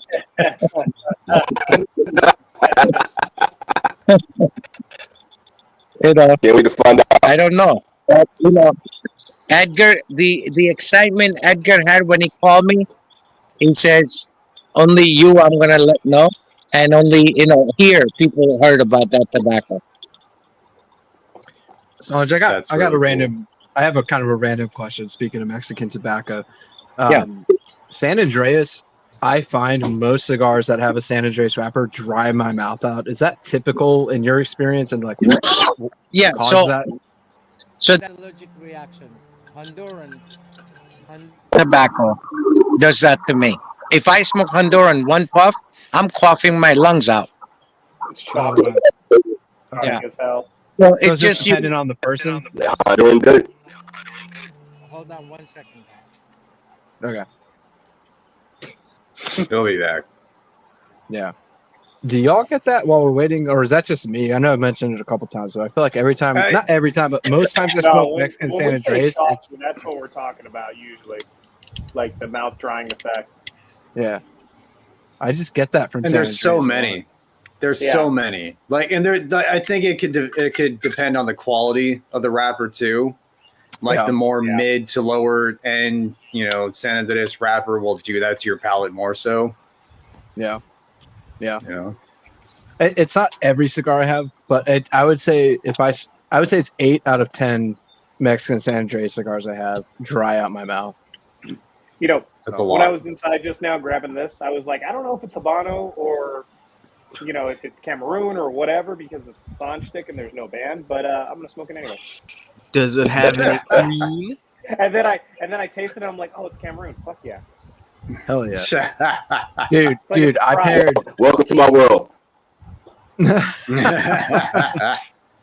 Dude, I got some whiskey and ginger. I paired it with this Cameroon, and it is bomb, dude. So good. That sounds like it'd be banging, bro. That's Sounds so like it'd good. be banging. That Speaking kind of, of I want some ginger too. Oh, We there got you some go. ginger. Okay. Nice ginger ale. Yeah. Hell yeah. Yeah, dude, Dude, this Keelan, whiskey. how's it? I was gonna ask Keelan, how's the Alfonso so far? It's not really like bold flavor wise, but it's smooth as hell. Dude, this is one of the best pairings I've had in a while, man. Holy crap. If y'all smoke yeah. this Cameroon, whiskey and ginger, super good. Well, I mean, you get like the snickerdoodle cookie and then you add in ginger. Yeah. I can take shots. Yeah, shit. man. If Matt's gonna drink straight out of the bottle, well then, fuck it. Yeah. Dude, I love Lit Mike. Let's go, Michael. Oh man, we're ready there, boys. Oh, let's go. I Oh, agree. Right there. let's get a tirade going. Yeah, right. Yeah. Right time. Yeah. Keelan, how did that Orthodox end up for you, man? Dude, Matt. honestly, that's one of the best that I've had this year. Like I was surprised at how good that cigar was, man. And it held up all the way to the end. Fantastic. Yeah. Nice. Hey guys, What's up, man? Yes, sir. What's up, I'm Tom? gonna have to go. My daughter's at a friend's house, and she just called, and her lens is stuck in the eye, so they're gonna rush her to Oh. the doctor. Dude, So so let's Oh, hope shit. nothing serious. yeah. Hey, thanks Yeah, for right. Everything's joining us, okay, man. Sanj. You got it. Yeah. Good night, guys. God bless. Thank you. Bye bye. See ya. Take care. See ya, Sanj. Hell. Damn. That That is sucks. A lot just happened right there. Wow. Yeah, let's make it that. So, are we ready to talk about Dune 2? I'm just good. I'm sorry. Hey. we did. Hey. We did. Hey. Hey. Hey, yo. I started it last night.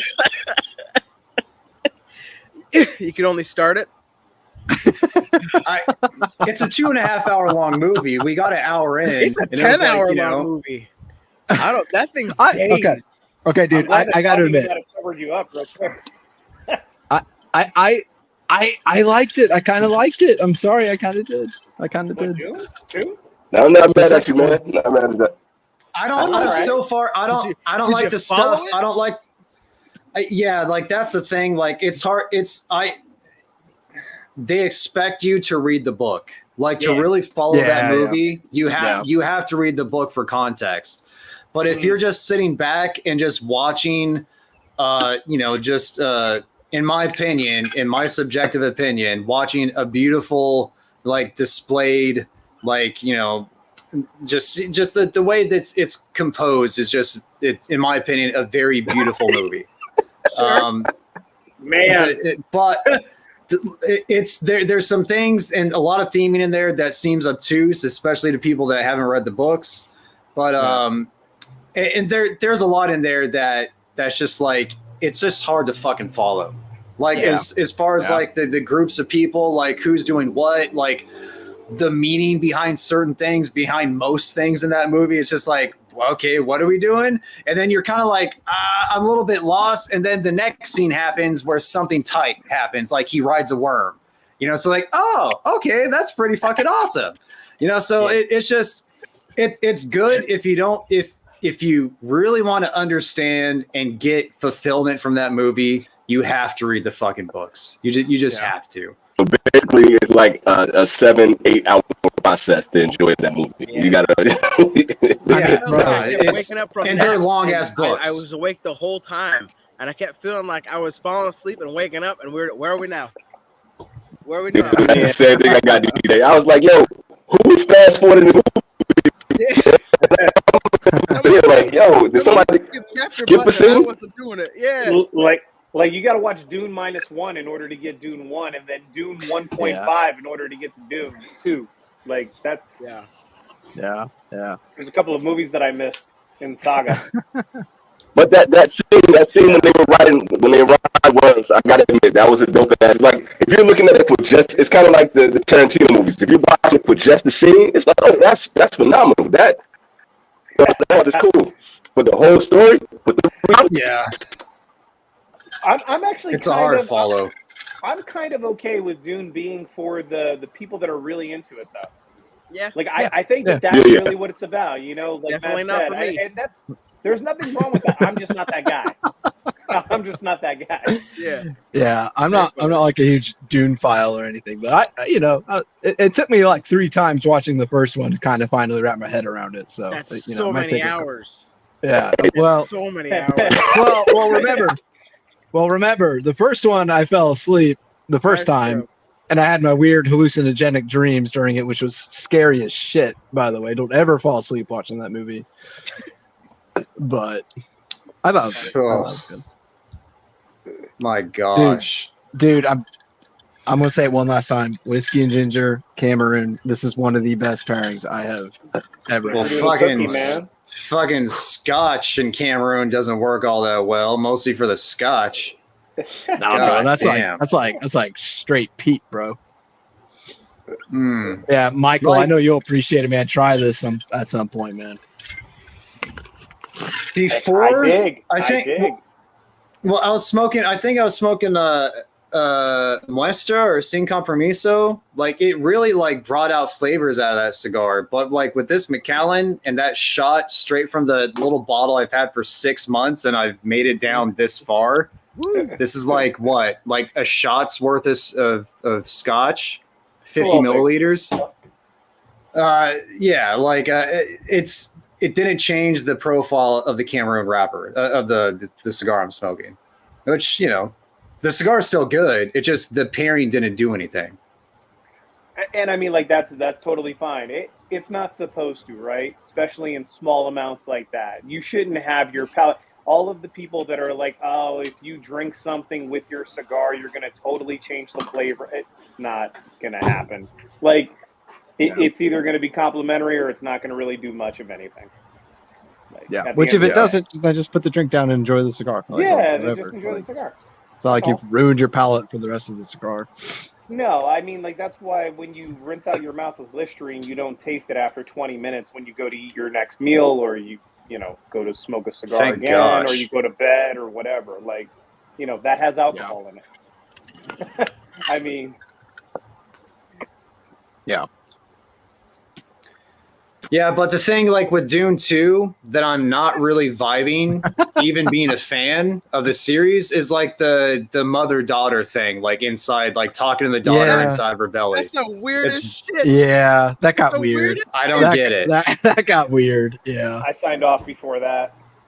And then they randomly fast forward to when she's like an adult, right? Or did I make that up? No, you didn't. It was an adult. I haven't gotten that far in the movie yet. Okay. Well, apparently, and I've never read the books, but apparently she plays a bigger role as an adult in the books, so they're trying to, I guess, kind of preview that or foreshadow it. Isn't there like 20 books? Well, There's I think there's like six. I think there's like six primary core ones, but the director said he's probably not going to go past the third because he says they get weird after that. Yeah, I could have swore TikTok. It's not weird In already. the next 20 years, we're doing it.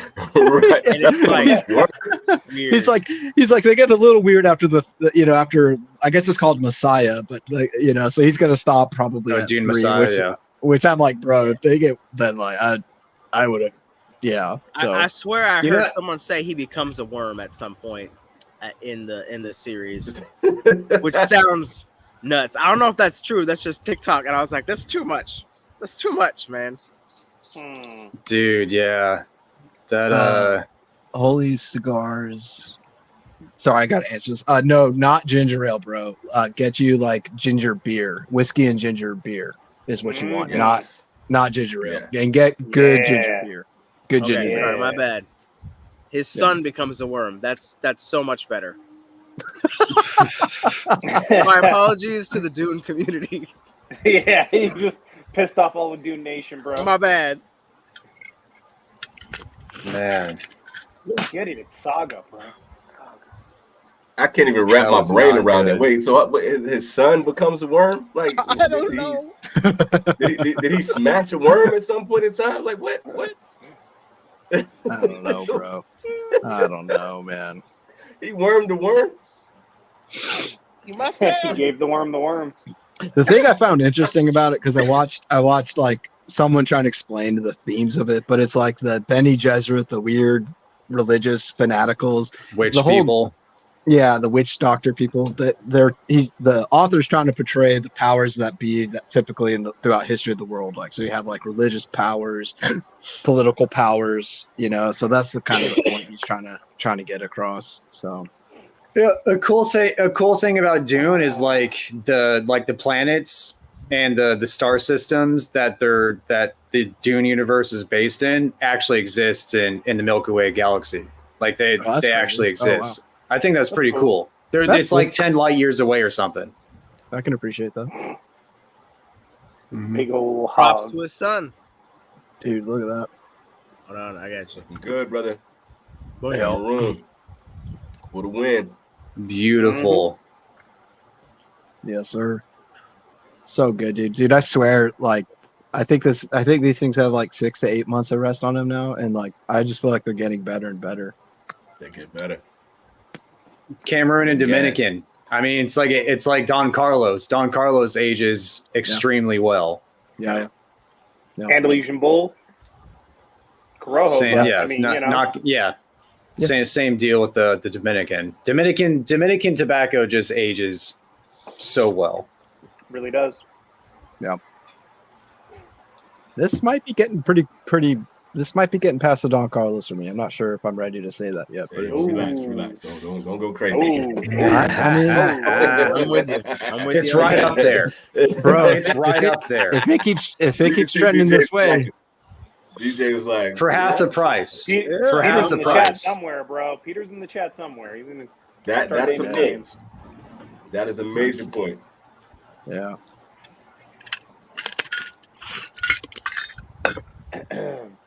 God, that I'm never stressed McAllen whether I'm gonna get a sucks. Cameroon or not. Did you guys check out that baby reindeer yet?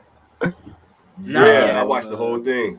Bro, I hit thing. episode 4 last night with the wife. What's that? I was not Yeah. prepared. Huh? What's Baby Reindeer? It's on Episode Netflix. 4. About Okay. a stalker? Yeah. Oh, yeah. Yeah, that's the one about the stalker. Yeah. Yeah, okay. yeah. And dude, I had to let it sit for like a week after I watched that episode, Michael. I was like, yo, I need a break. And not many things get me like that. Bro, episode 4 is probably the best cinematography and storytelling that I have ever seen about that subject.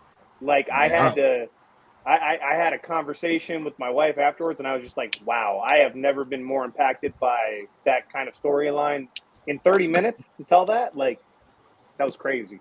My wife won't watch it anymore. My wife is like, yo, I'm done. She was like, how Yeah. can you sit through this? This is crazy. This is wild. Yeah. Dang.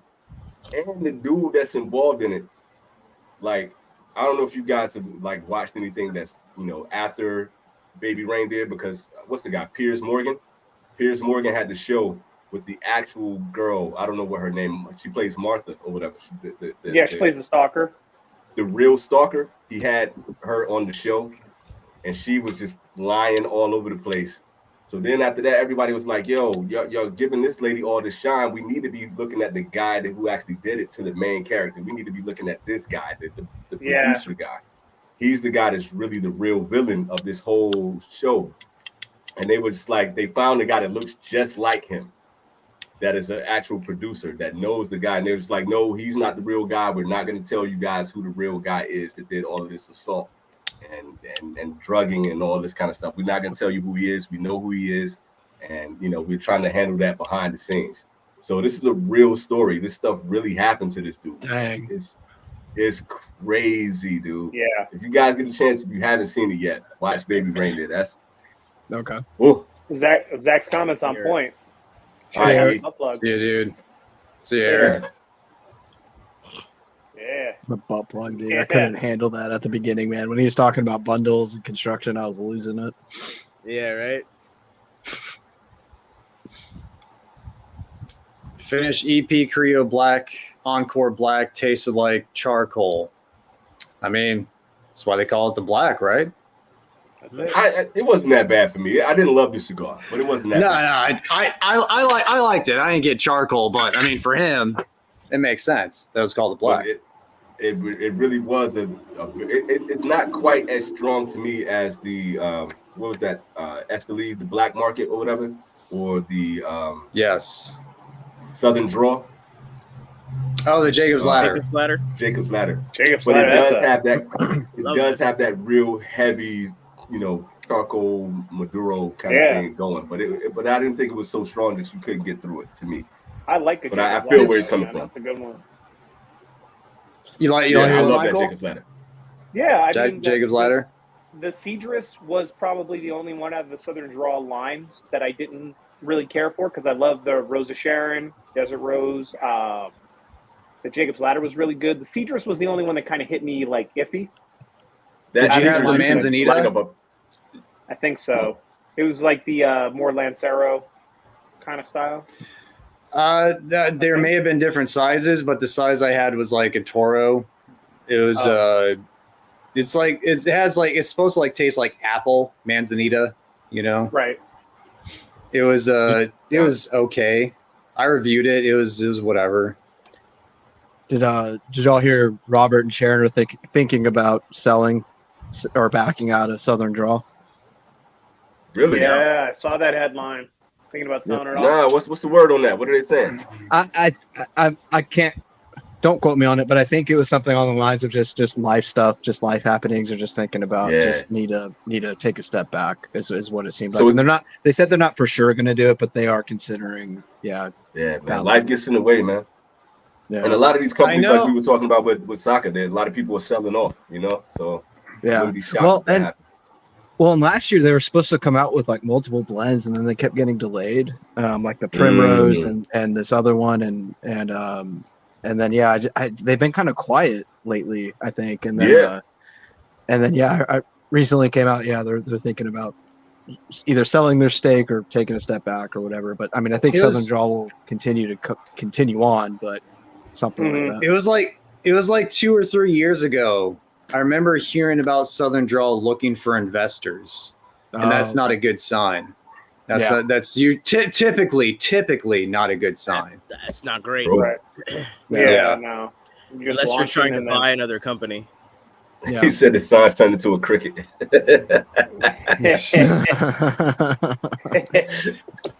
Jiminy Sanj. Yeah, right.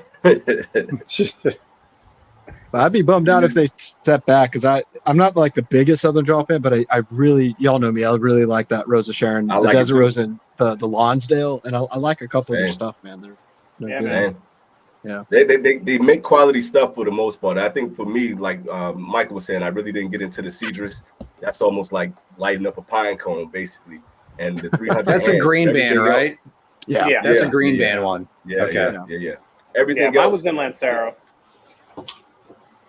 Construction is always there. That Rosa Sharon, that wrapper on it is satin. It's pure satin, and it smokes really well. Yeah, dude. Yeah. I'm not mad at that brand at all. I'm gonna man. smoke that tomorrow. That's not a bad idea, bro. That good big one. ass one you sent me, I'm gonna smoke that tomorrow. Yeah, enjoy that, man. Enjoy that. I got a Desert Rose Lonsdale, which again is I actually don't like them in the other sizes, but I love that one. But it's got like probably 3 years of age on it. So at some point I'm gonna light that sucker up. So Look pretty good, man. I might hold on to it. If they decide to leave, then I'll maybe just smoke it as like a tribute to them or something. I don't know. We'll see. That's the scary thing, though, man. It's like if they sell off, man, you just never know what's gonna happen. You don't know if anybody's gonna keep up the same quality. You don't know if they're gonna have the same factory. So that's the good thing about them is like if they keep it at the same factory, which is AJ Fernandez, the quality. I mean, I've been coming around on AJ, but I've always felt that the quality of cigars that come out of his factory, the construction, consistency is top notch, in my opinion. Yeah. And like the cool thing about them is that they have a very signature kind of flavor with the Jacob's Ladder, with the Rose of Sharon, even the Cedars, whether like it or don't like it, like we experience, they're very signature kind of flavors too. And that gets people to go back to it. It's kind of like when I was posting in the chat about the CAO Amazon Basin. You know, there's just like certain flavors that cigar has that sometimes I just crave. And the same thing with whatchamacallit, Sanja sticks. The same thing with God, what was I all about a couple of years ago when we first started? It was like the Neanderthal. Like I just feel as though there's some signature flavors of that particular aroma craft that I really. Don Dorma is the same way. You know, it's like sometimes you just really want that Bronzeback or Umbagog. Like, you know, they have some really just highlighted flavors. You can read the same thing. I agree with all of that, dude. Yeah. How's the Alfonso going, Keelan? It's like butter, man. That's the best way to describe a cigar. It's butter. It's not a lot of flavors, but it's so smooth on the palate. The draw is smooth, and you get a little bit of white pepper on the retro. It's not like you can tell it's mature tobacco, if that makes sense. Yeah. You can taste it's a quality cigar. It's not in your face. It's not going to blow your palate out of the water with any particular flavor. The construction is amazing. It's selected tobacco. The construction is going to be friggin' top notch. You know, you're smoking this with quality tobacco, buttery, a little bit of salt. Like I said, white pepper on the retro hell. That's really all the flavors that I'm getting from this. But it's so smooth and satiny from the body of the smoke, man. So I'm not mad at it all. You can taste the maturity. It's good. Yeah.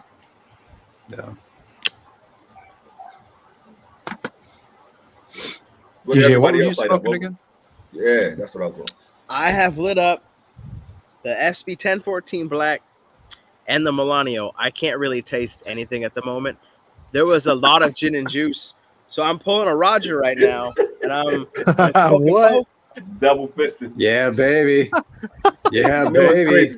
Did I provide like too much bad influence when I talked about smoking the Don Dorma side by side and just EP Pledge earlier today?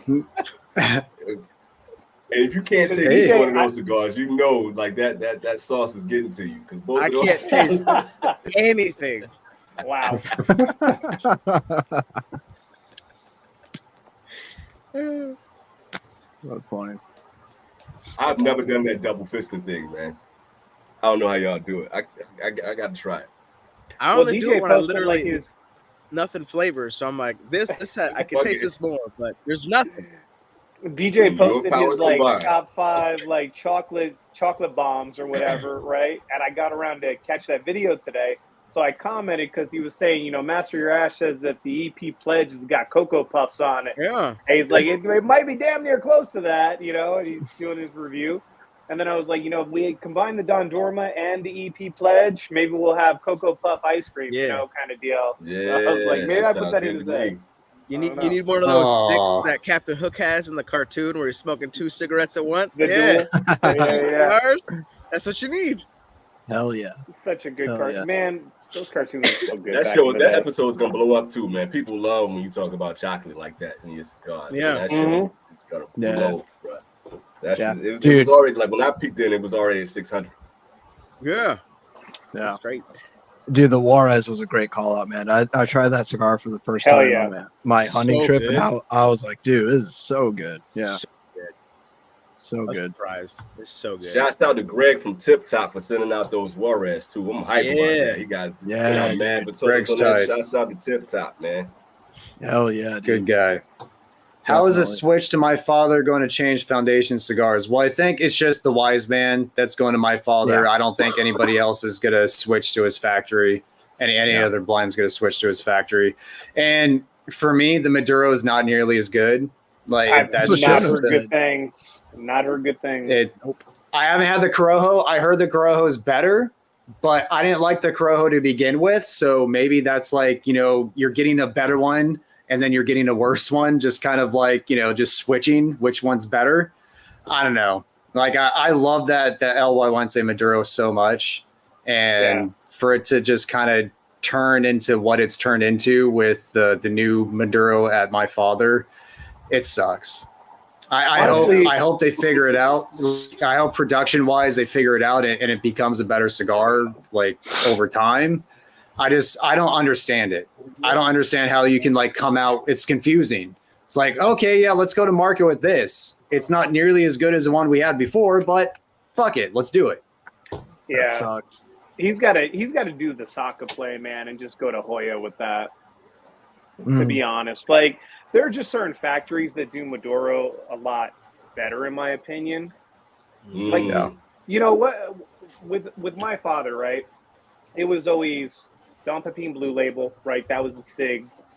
There was the Tatuaje Black Label, the Miami Brown labels, the Escasos. Like, there's no like real Maduro outside of maybe the broadleaf stuff off of the original Monsters and a couple of things here or there that have been that significant over the last couple of decades. The Flor de las Antillas Maduro, the Flor de las Antillas Maduro is a very good cigar. I like that one a lot. But that's like, as far as like a core line that's like been out for a certain amount of years, that's really the only one I could think of. That's a Maduro that comes out of my father. And was it Aganorsa? It was Tabsa before. It was Aganorsa before, yeah. Okay. Yeah. Interesting. That's kind of disappointing to hear, man, because when I did the buyer's guide comparison for the Wise Man and the El Wednesday, that Maduro was such a top tier cigar at that time. Kind of losing that is one of those. It's a disappointment, man. Sorry if I cut anybody off. No, I was gonna say, people in the chat, if you could think of a My Father Maduro, like it could be a Tatuaje, it could be whatever, but like it just let us know if we're missing any. Was the Judge a Maduro? Not really. I think that's Sumatra. That's Sumatra. Yeah, I don't think so. Because Sumatra, they've always done well, Kappa Especial, stuff like that, right? But I like that Kappa Especial, man. I was disappointed in that cigar. Yeah. I'm going to go to little boy's room. I shall return. Cut that short. Use the string on the butt some plug, shorts. I'm gonna go get some whiskey and ginger. I'll be right back. I ran out. He's spilling that whiskey and ginger. I'm all about it tonight, bro. If you are under the age of 21, you should not be here. It's good to have the fellas back, man. This is chopping up yeah. like this, man. It's good, man. Oh yeah, this is chill as hell. Got to go hiking tomorrow. You know, we're just five guys that don't talk. Right. Just dead silence for 3 hours. That's what we do. Yeah. Favorite My Father blend. Yeah. Damn, that's tough. Favorite. I would say Flor de las Antillas for me. That's a good Especially one. that anniversary, man. That was nice. Yeah. That was really good. Nice. That first one pissed me off, but that was good. It was really That was a good one, man. I actually like the Cuban Classic, man. And I know it's not like a famous cigar, but I thought that Cuban Classic was really good. That Don Pepin. That's solid. The Black Label. Connecticut. Black Label. Yeah. I like the blue. That's a fantastic cigar. Love that stick, man. I mean, I lit that up and I was like, oh, this is what I want. When I smoke My Father, this is exactly what I want. Yeah. And I mean, that's how it should be, right? Like, you know, you have a classic Cuban blending tradition. You get a classic Cuban style flavor and cigar. So I don't I don't blame him for not, producing that many Maduros, because you can produce so many other great sticks like Fonseca MX. I got one of those today. It's interesting. It looks way different than my father bands. Yeah, Callie, the bronze back is only out in that one size for right now. That 5x48 that Saka blends so well. Man, that cigar is might not like money. smaller ring gauges, bro, but like that dude, he's so clutch. Jesus. It fascinated me, man, because he just didn't really seem to be into his own blends, and I'm like, dude, you were killing it right now. I was really trying to get him to get deep into those blends, man, because that bronze back is the real deal, for sure. Yeah. I mean, I think that it's just one of those where like he also wants to be humble about all the stuff, right? Well, especially the way the show started, I don't think he wanted to come off more than he did. And I'm like, it's fine, but slap your dick on the table. That's what we want. Bro. Yeah, look, that's your time to stunt. When you got actual fanboys, that love your work. You know what I'm saying? You're on a podcast with 5 people. Get your Honestly, shit off, I felt man. bad. I felt bad for Texas. I know that he's probably in the chat because he came back and he said that he came back. But I felt bad for Texas because he was only trying to kick off the stream and for sure, get it all live and everything. And then Steve was like, listen. I clicked on that. I was like, oh, what a fucking mistake. My bad. Yeah.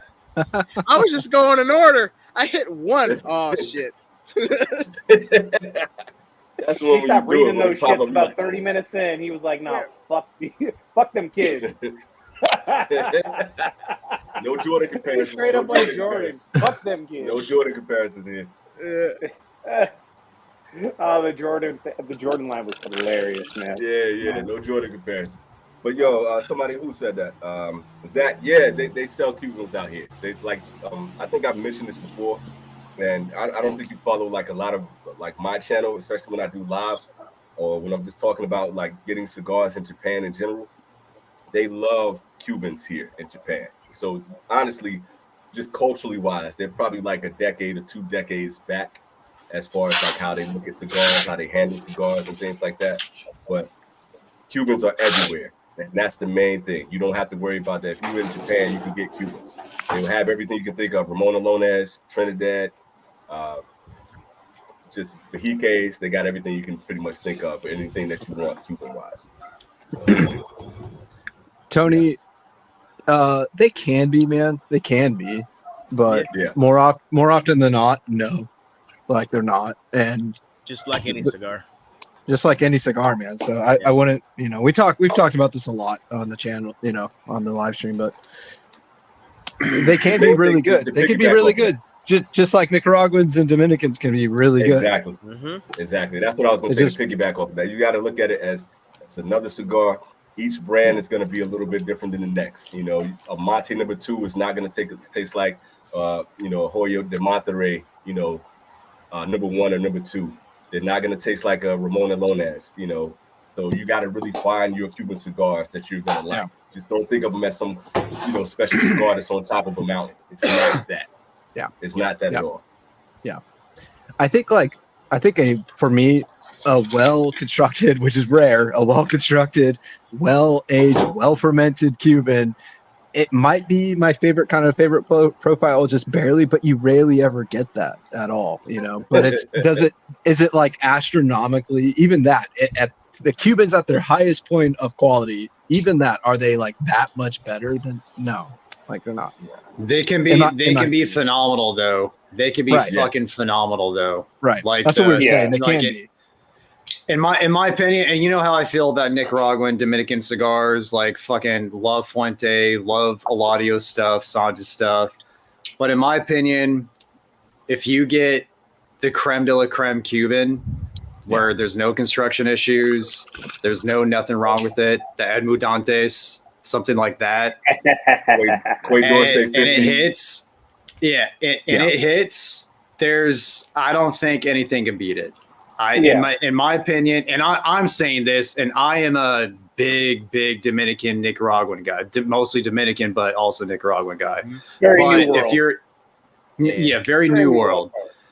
But Cubans, just the yes, when you get, because also, you know, different regions of the world get different quality Cuban cigars. Like, That's you know, true.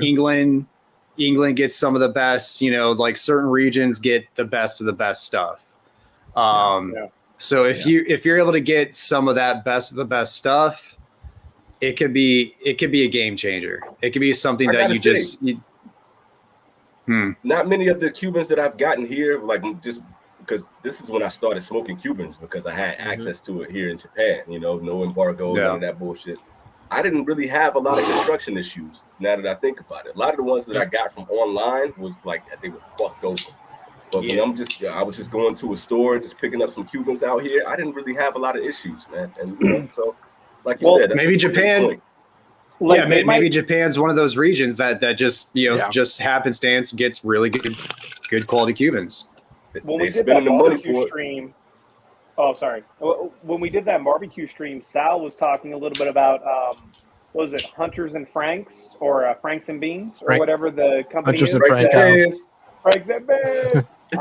He was talking a little bit about the distributor for the UK. They do a quality control check, so they take the Cuban boxes and then they stamp them before they get sold to a shop.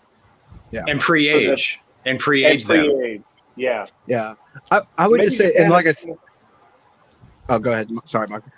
No, you're good. Maybe Japan just has a similar kind of thing. Yeah, and that's what I was saying. Like, I think, again, if you get that well-aged, well-fermented, you know, I think for most people, it would be the most appealing. But like, what I would say is I wouldn't let you think it in your mind that you're missing out on like this thing that's just so astronomically better, because I think there's some also really great other cigars out there from other regions too. Well, and there's like the hoops you have to jump through to be able to obtain that, and the price you have to pay to obtain that isn't worth it. It's not worth it. I'm just saying, if you have one cigar that's a Cuban, that checks all the boxes next to like from any other region of the world, side by side, that Cuban's gonna fucking blow your socks off. But you have to think about that is you're not gonna get that Cuban profile anywhere else, and that's what really kind of separates it. You know, if you really know what you're tasting when you get that twang, that herbal, and that really kind of Cuban terroir, it's special. But at the same time, it's like once you put it in with all the other cigars that you have, it's just a unique cigar. It's like a Sin Compromiso. It's like an Amazon. You know, it's like you're gonna get something that's a little bit different, but that's really it. Yeah. So don't lose your mind trying to get that and jump through the hoops like Matt was saying. Dude, I was talking to a guy. It's not worth it. I was talking to a guy, and he's like, he said he's into cigars, and I was saying I'm into cigars. He's like, oh, what's your favorite cigar besides Cubans, of course? And I was like, I mean, dude, there's some great other stuff, you know. And as soon as I started talking about like other cigars, you could just tell he just was like, oh, he must not be a legit cigar smoker, because oh my god, you could just see it on his face, and I'm like, you know, bro, come on, like, all right. That's so annoying, man. Yeah, it's so annoying. I know. Like, dude, I rated the Cohiba Siglo 2, which is like a pretty popular Cuban. You know, I rated that like a mediocre on my channel. Well, and the draw sucked, right? It sucked, and honestly, dude, it that did affect the overall performance of the cigar and the flavors, because I was having to over puff it. You know, so I said that in the video, like I took that into account, but it still wasn't like mind-blowing. Maybe it would be in 10 years, because that's what you got to do with them, because they don't go through that double fermentation. But I don't want to wait 10 years for the Siglo 2 to be outstanding. Right. There you go. What you like to do? What's that? Something else we can't have. You like bro, you are all about those lately. Going into Flavor Town. They're great. I'm telling you, man. I'm telling you. I believe you. I had no. Seriously, like guys, I got your packs together today. Like like my short showed. Brother. You're all DJ. You're getting a little bit more, but you're all getting them except for Keelan, and that's I'm doing Keelan a favor. I'm not trying to tempt him to like another knuckle sandwich. It wasn't bad, man. It wasn't a bad cigar. So I don't want to do that. It wasn't a bad As soon as you cigar. sent that picture, I zoomed in. I'm like, all right, 56, cool. It sounds John, great. you're now sending those out to us, man. We appreciate you, brother. Really Did we ask Keelan? Did you enjoy the Orthodox? Dude, yeah. John asked me about it, man. That cigar was outstanding. Like very, very, very, phenomenal, very, man. very good. Yeah, when I went to grab the black, really, I was really trying nice to find job. my Orthodox. I couldn't. It's somewhere in a cooler. Dude, You get it again, man. I'm glad he sent out 3 of them, man. Because like I didn't, I expected to like it, but I didn't know I was gonna like it like that. Yeah, because I was gonna say we jumped right as Sanj hopped on, but the Blackwork Studio stuff I always enjoyed a little bit more than the Black Label Trading Co. stuff, which is what I said in the review, because I had like the Hyena, the Lizard King, the Killer Bee Connecticut, like all that stuff in between. And I thought those were solid blends, man, even though maybe the marketing's a little different or a little wonky or whatever. But the Black Label Trading Company, until that Orthodox, everything seemed to be like overcompensating on that side. I can see that. Yep. You send me a Hyena. I gotta smoke that Hyena because I remember when that originally came out. Like everybody. That was my favorite one. Out of that was side. that shit. I haven't smoked it yet, but the rest of anything that I've had from Blackworks was just bland to me, and I wasn't feeling them. But lately, Black Label Trading Company, everything I've had has been killer, and that Orthodox is legit. Yeah. Like, it's bro. Yeah, if you want that cherry note,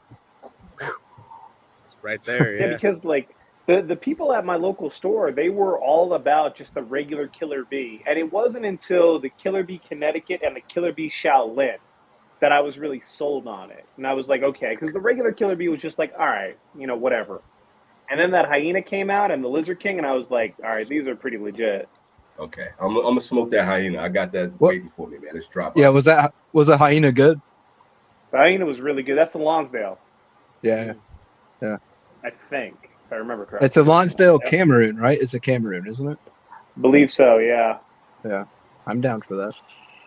Yeah, you sent me that thing. At least it had to be like a year, over a year now. So it's been sitting and waiting, man. So that thing, hopefully, it'll age really well, and smoke really well. The Madonna, that's another good one. Yeah, man, La Madonna Negra. I still have the one that you Very sent good me. cigar. It's very good. And John, you say you hadn't had it yet, right? You hadn't had the Madonna Negra, right? No, the Orthodox was my first venture into Black Label or any of them. So it's a damn good place to start. Circle back, because I think you I would will. dig both. They don't taste the same, but man, they bold, rich, full flavor, full body. Dude, I'm down for it, man. I said in the video, like I will be trying more of their cigars, because if that's what they're capable of, then yeah, like I'm gonna check them out for sure. But anyways, back to the whiskey and ginger pairing. Okay. Do it, bro. Do it. I know we've been saying it over and over again, man. If they can kind of make that branding kind of fit with the cigars, then they're gonna take off, man. They're gonna go out of here, man. You can't knock them for being original and kind of doing their own thing. What's their vibe? I just want them to find something that's really gonna connect. I think they got close to it with the La Madonna, like that branding, like that banding is dope. I mean, you have your own factory, right? So you could do whatever you got to do, and obviously by the dual wrappers, the little additions that they touch on these cigars, they have the talent there, rolled. Oh, for sure. And blended. Do y'all think that they kind of fill a niche with their branding? Like maybe they appeal to that, because like there's no one else really kind of doing exactly that. I mean, I agree with what y'all are saying. By the way, it's not my cup of tea either. But I'm like, I mean, they kind of differentiated themselves. They fill a niche, but like, how big can that niche be? Right. That's a good question. Yeah. How many Hot Topic over 40 smokers are out there at this point? A lot, bro. Yeah, that might be as small as the urban market. You know what I mean? It might not. Oh, you said the word. You said the word. Had to do it. Sometimes I like drinking cognac with my friends. Tennessee. Yeah. Well done with the pop. Well done with the pop, yo. That was so good. Nice. For my enemies. You heard it. You got it. You got it. Have you guys had the Disciple? The RP Disciple? I'm not. No, I remember people talking about it. It's the one with the copper band, like the copper body band. Yeah, I remember the one. I remember it now. Just copper all over the place. You know what? I like the McAuliffe Black more. I thought that was a better cigar than the Disciple. They're both, Mexican San Andres over probably Nicaraguan binder and filler. I like the McAuliffe better. Never had it. Which are words you don't hear me say. Yeah. The McAuliffe Black is great. The blue, not so much. On McAuliffe. But the black is great.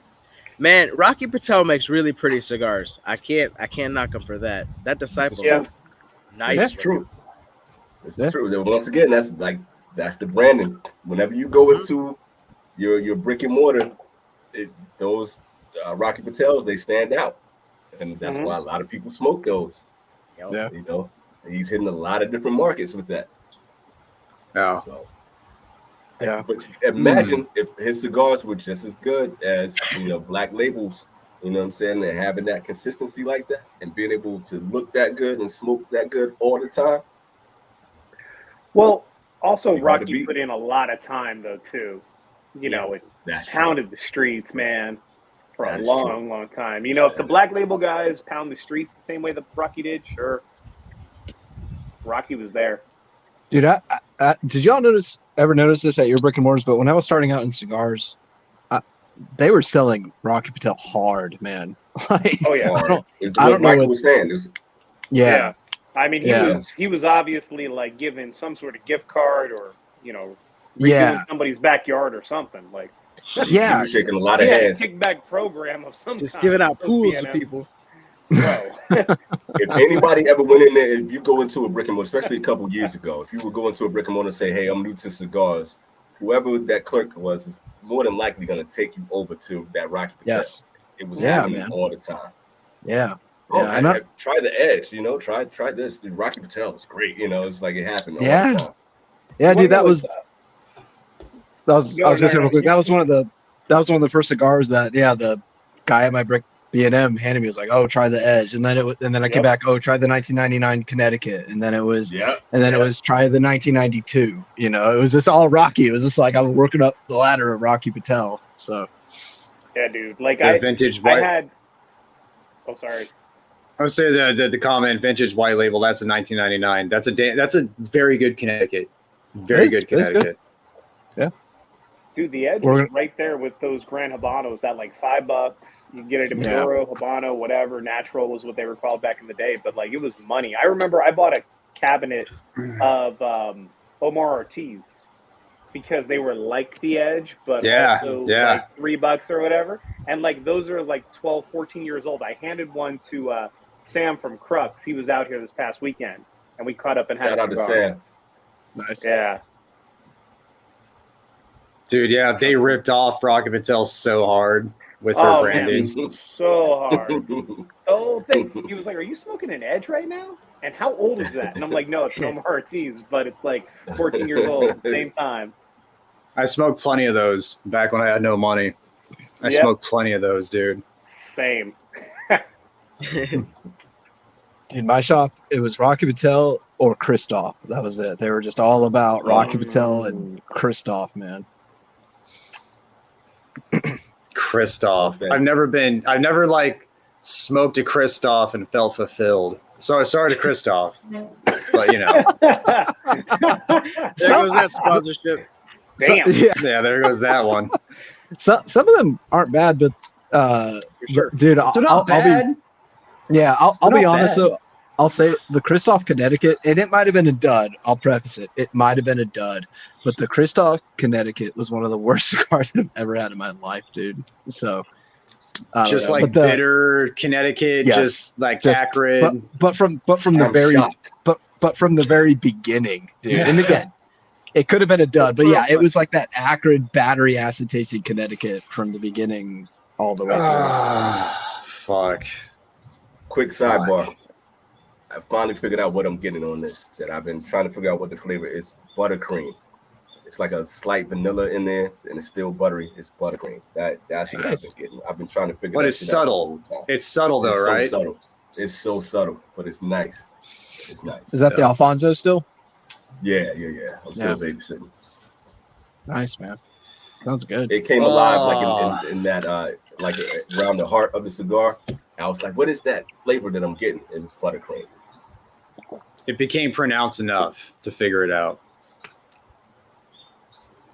Dude, this 56, Peter, Cigar Collective, this 56 is so money. I'm sorry you couldn't buy a box, bro. I'll send you. Did I send you? I'll send next whatever bomb. I'll set aside a couple. Yeah, what a money cigar. Man, you smoked the like, SP India. You, on the cigar, and you smoked the 56. That's pretty gangster. That is pretty gully, right? It's a good night. It's a good night. I like when you get on a high note too. Though. You can tell when you really love a cigar because you smoke it like 3 a week of the same cigar. You go. I need to slow down. You dig a cigar. I need to slow down because I can't. I have one more box, and I open up that box to split it up today, and I have maybe like 6 or 7 left. I need to slow down because I'm out. That's it. That's all that's left in existence. Right. Don't worry, man. After this, what's the guy's name with the spiky hair? What's his name? Fetty.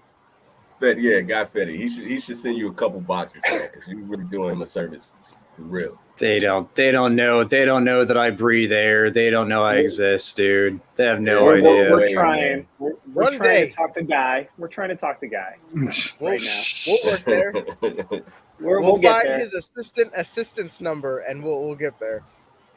Dude, we're gonna have to do a Patreon for the infamous smoke show. We're gonna have to do a Patreon so we can get enough money to get Guy. That's the only way Guy's ever. We might be able to raise enough to just do one of those cameos for us, like a minute-long cameo. That'd be it. We'd pay another computer. Yeah, on the show. We'd pay $300 for a minute-long cameo. Well, yeah, you said right. Yeah. Right. Dude, I'm in the rare camp. I'm in the rare camp. I liked the Habano, man. I actually liked it. I know I think I'm the only one who feels that way, but I liked it. Oh, the knuckle sandwich? The knuckle sandwich Habano? That was ass. That was ass. Well, you're definitely in rare camp. I liked the ass, bro. I don't know. I'm an ass man too. But that was a flat ass. That was a flat fucking ass, dude. And knuckle sandwich Habano, and you just go side by side. Yeah. And Texas, what do you think? What do you think, Texas? Come on. Has anybody had that cigar? I don't think they're out yet. Wow, at all. Okay. No, I don't think they're out yet. Okay. And I don't plan on picking them up. Yeah, I'm not hopping on it. I love Mike. I'm a Mike guy, but I'm cool. Respect him too much to smoke that cigar, Yeah, really, man, really. Yeah. The match got delayed. I can't see my late. Yeah, till November. What happened? Ulcer. He has an ulcer, bro. Yeah. Ulcer. Because he's 60. He's an old man. He's an old man. I was gonna say training like crazy at the age of 60. Got hurt. Yeah. Yeah. Oh man, dude. I don't want to watch that. Oh, what is this? Yo, can you imagine having an ulcer and getting hit in the gut like somebody hit you with a body shot? No, man. No. Oh, dude. And bro, say what you want about Jake Paul, but he does have some power, and he dude, if you've seen how he's progressed over the last 5 years, like I'm not saying he's a legitimate, world title contender boxer at all. He's doing a lot of the preacher stuff, but like he can hit, man. He's got some power. So no. Here's the thing: he's actually training, right? Yeah. And he's on that balcony. So it's not like he's just standing around. He don't look like he did, 5 years ago. So the dude is actually training to fight. So he has some power. And you're beating up on a 60-year-old man. And to hit a 60-year-old man in the gut with an ulcer would be crazy. Yeah, dude. Still 60. Yeah, it's still Mike Tyson though. That's the 60-year-old. It's still man. Tyson. You get hit with that shot. You get hit with that uppercut or that hook. Yeah. Night. You going night. That power doesn't go away. Nah, hell no. The old man shrimp too. Fuck out of here. No, man. Oh man, I ran into Tyson last year at 8 Lounge. No, that's still a dude that you would not want to get hit by. No, hell no. Hey, Michael, No. how you doing? It's good to see you, Michael. It's good to see you. Nice to meet you. No, like I straight up, like I bumped into this chick at the bar and I felt an arm, and I'm just like, whose arm is that? Like it felt so heavy and so like wide, like the hand. And I just looked over my shoulder. It was a chick, and I'm like, oh, okay, this girl's got big hands or something. And then I went and grabbed my drink, and I went to leave the bar, and I saw that it was Mike Tyson, and he was like this up against the bar with 2 chicks on each side, and I'm like, oh, hey, what's up, champ? Like, holy shit. It's okay, man. I'm sorry I bumped into you, man. It's okay. I'm here with the lady. He didn't hear a single thing that I was saying. He was so cranked up, like on whatever CBD he had, or. Bro, I love high Mike Tyson, man. Dude gets deep. Doesn't he? Yeah. Doesn't he? His what did he have? His podcast with Eminem when they were going back and forth, and Mike was just like, "Yeah, it's how it goes." And Eminem sitting there like trying to tell him, "But you were like the guy," and like we all just watched, and he's like, "Thank you." But I mean, it was just the evolution of this, that, and the other thing, and he was talking about his trainers, and I don't want to be that guy again. I don't want to go back to being the monster that I was. I just don't have. Yeah. Dude, his podcast with Sugar Ray. His podcast with Sugar Ray, the hot boxing one, man. That's the one where he's like crying. Oh, he's like, yeah. I was like, man, bro. I was like, damn. I love old Mike, man. Old Mike is my favorite Mike, man. Oh yeah, like like the artist, the musical artist, or Sugar Ray Leonard? Leonard, Sugar Ray Leonard. Okay. Yeah. Thank gosh. Yeah. Yeah, I don't know if Sugar Ray the band would have anything to do with Mike Tyson, but that'd be interesting. I mean, stoners. I don't know. That's true. I know. Yeah, that's true. Did you guys catch the Club Shay Shay with Ray J this past week? No. Dude, that is a funny ass interview. I've only seen bits and pieces, but Ray J gonna Ray J, man. Bro, Ray J is so crazy. Like polar opposite from his sister. It's so wild. You're right. Polar opposite.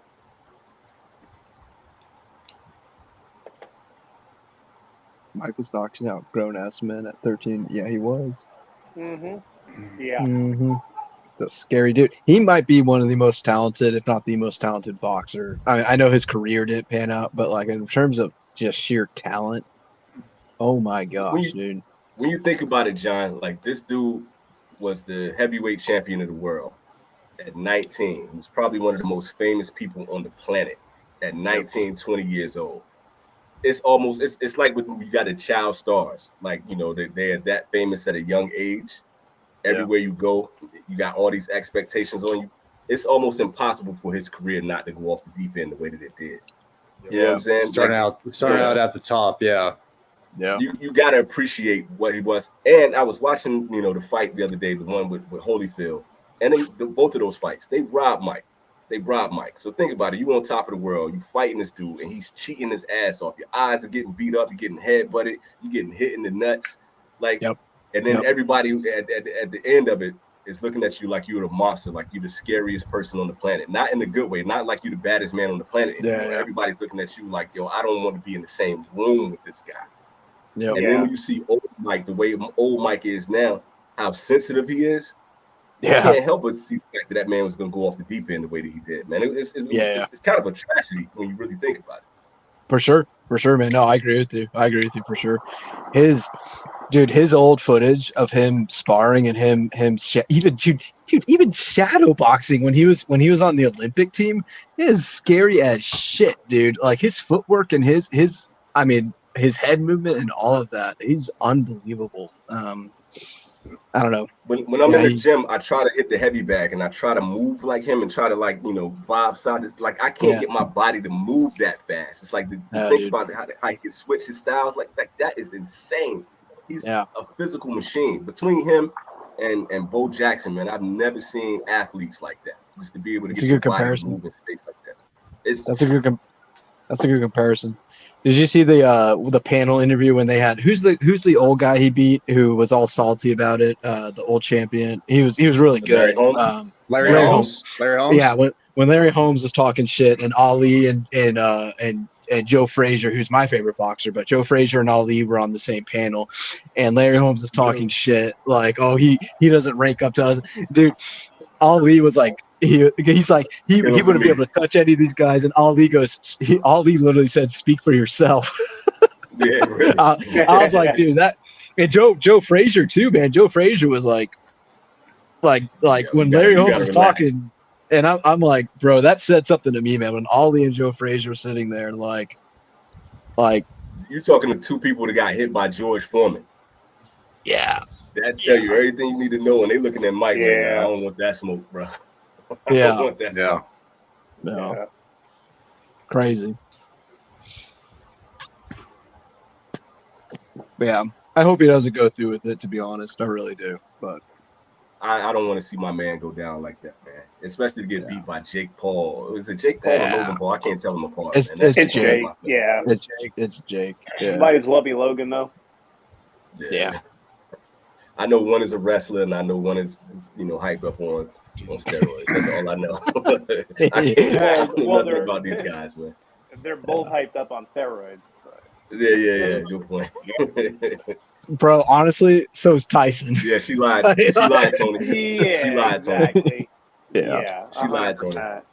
One thing about Mike has always said the wild stuff that he did. He was never shied away from it, whether it was coke, whether it was drugs, whether it was just wildly robbing people. And he denied, nonstop that he didn't do anything to that girl. And that's one time that I believe that man 100% that he didn't do anything to that girl.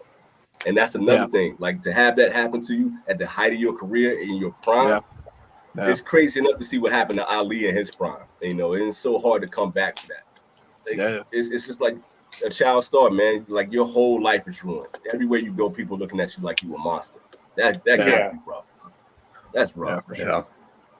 That was like Kevin Spacey went on Lex Friedman show this past week. That was a good interview too. Oh, I saw that. I didn't see that. If you didn't see, you got to see that, and you got to see the documentary. I don't know if it's on Netflix or what. The documentary that they did. That's a wild boy, man. So what was it? What was it then? Like what were like the high points of that one? I mean, he got acquitted, on the abuse allegations and everything.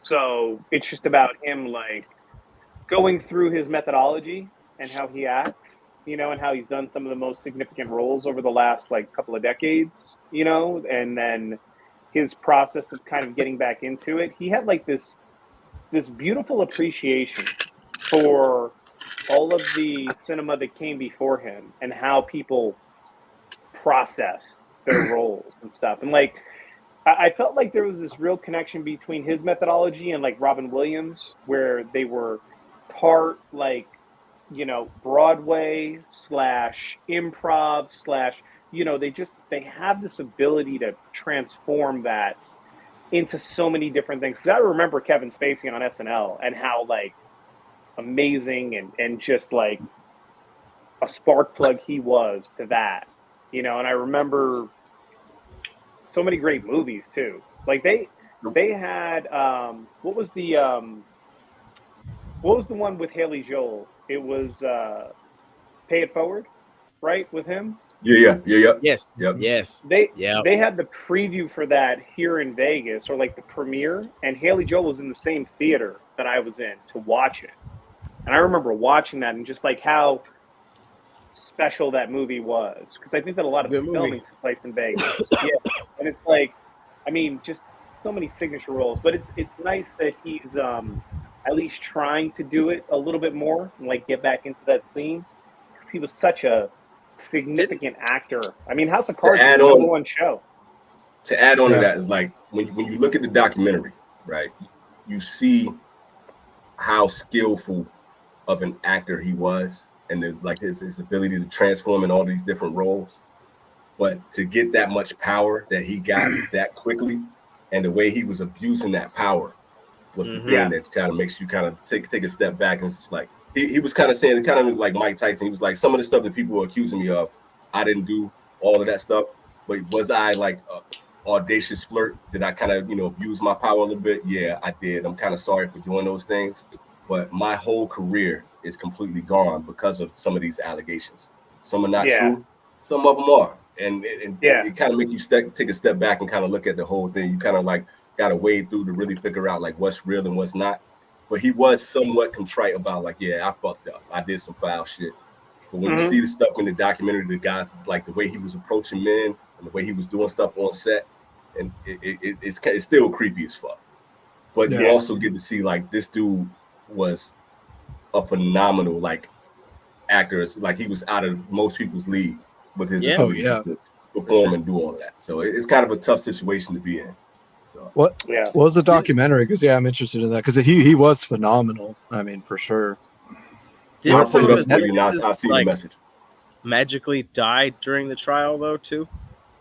Dude, he got some creepy stuff, man. Yeah, because with that DJ, and then when he started putting out those weird videos when he was in character, when he was in character still, dude, that it was really crazy. It was really crazy. So it's still like you still kind of look at him like, yo, you are a psychopath, regardless. Yeah, like, for sure. Whether you did all of that stuff or not, you still a scary dude, bro. You're a great actor, but I wouldn't want to be alone in a room with you. Like like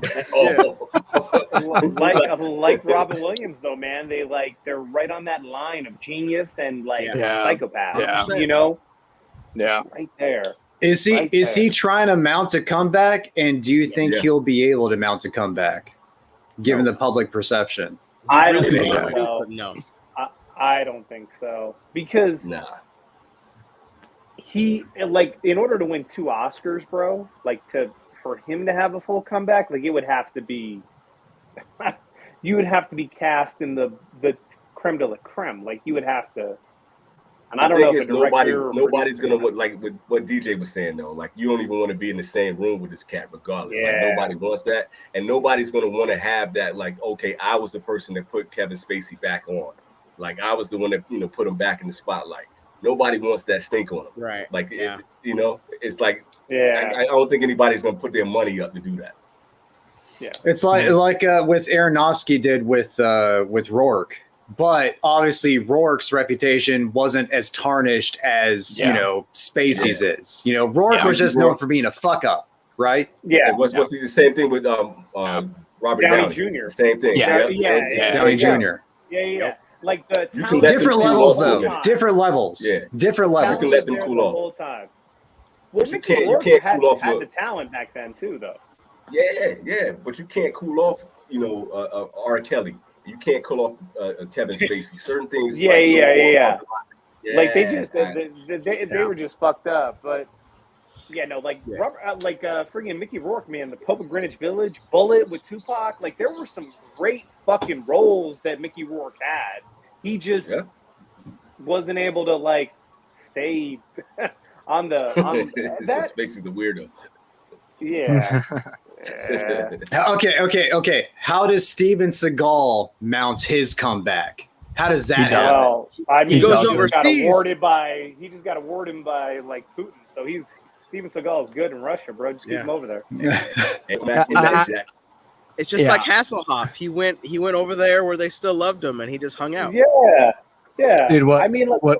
We'll always have Under Siege 2, the one where he played like a Native American, the one where he played like Italian. We'll always have all of those. The one he played the black guy. Yeah. Dude, here's how Steven Seagal could have a comeback. Okay, lose 80 pounds and train in a real martial art.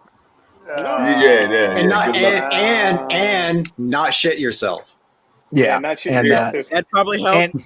And drop your god complex. So drop your god complex, lose 80 pounds. Reggae music or whatever the hell that one song was.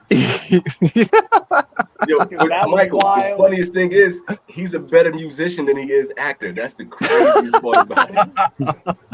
That's bad, crazy. Bro. That's bad. Dude, the internet is what really screwed Seagal up, man. Because with the UFC and MMA, got out. word got out. Dude. Yeah, Like all the people receipts. found out who was real and who wasn't, and that dude is the furthest from real. I'm not gonna lie, Going man. back Like to when what- that girl pops out of that cake in Under Siege 1, that was like my early childhood. That was a significant moment. But I realized after the fact that Steven Seagal was full of shit as an adult. So, dude, I remember when Anderson Silva front kicked Vitor Belfort in the face and knocked him out. I mean, it was just one of the biggest UFC knockouts back in the day. Steven Seagal's like, we worked on that kick. I taught him the kick. I taught him I'm that. like, I taught him that. no, you did not. No, you did not. Yeah. Like, get out of here. Here's the comeback for Steven Seagal. I want Steven Seagal to do like a F. Gary Gray super hood movie, like he in the projects, and then he can put on his accent for the whole movie and just go through like South Central, kick it like, "What's up, brother? What's going on?" And just break somebody arm. That shit, dude. I would watch it. I'd watch it for all the wrong reasons, but I'd watch it.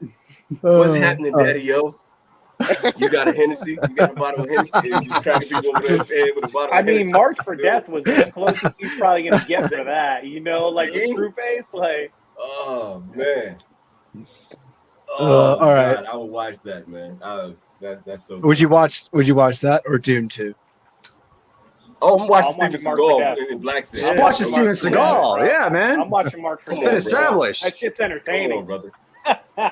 Come on. I want him. Who did it? That white boy Hatcher? Mm-hmm. Yeah, it was me, brother. What's good in the hood? Him and his run.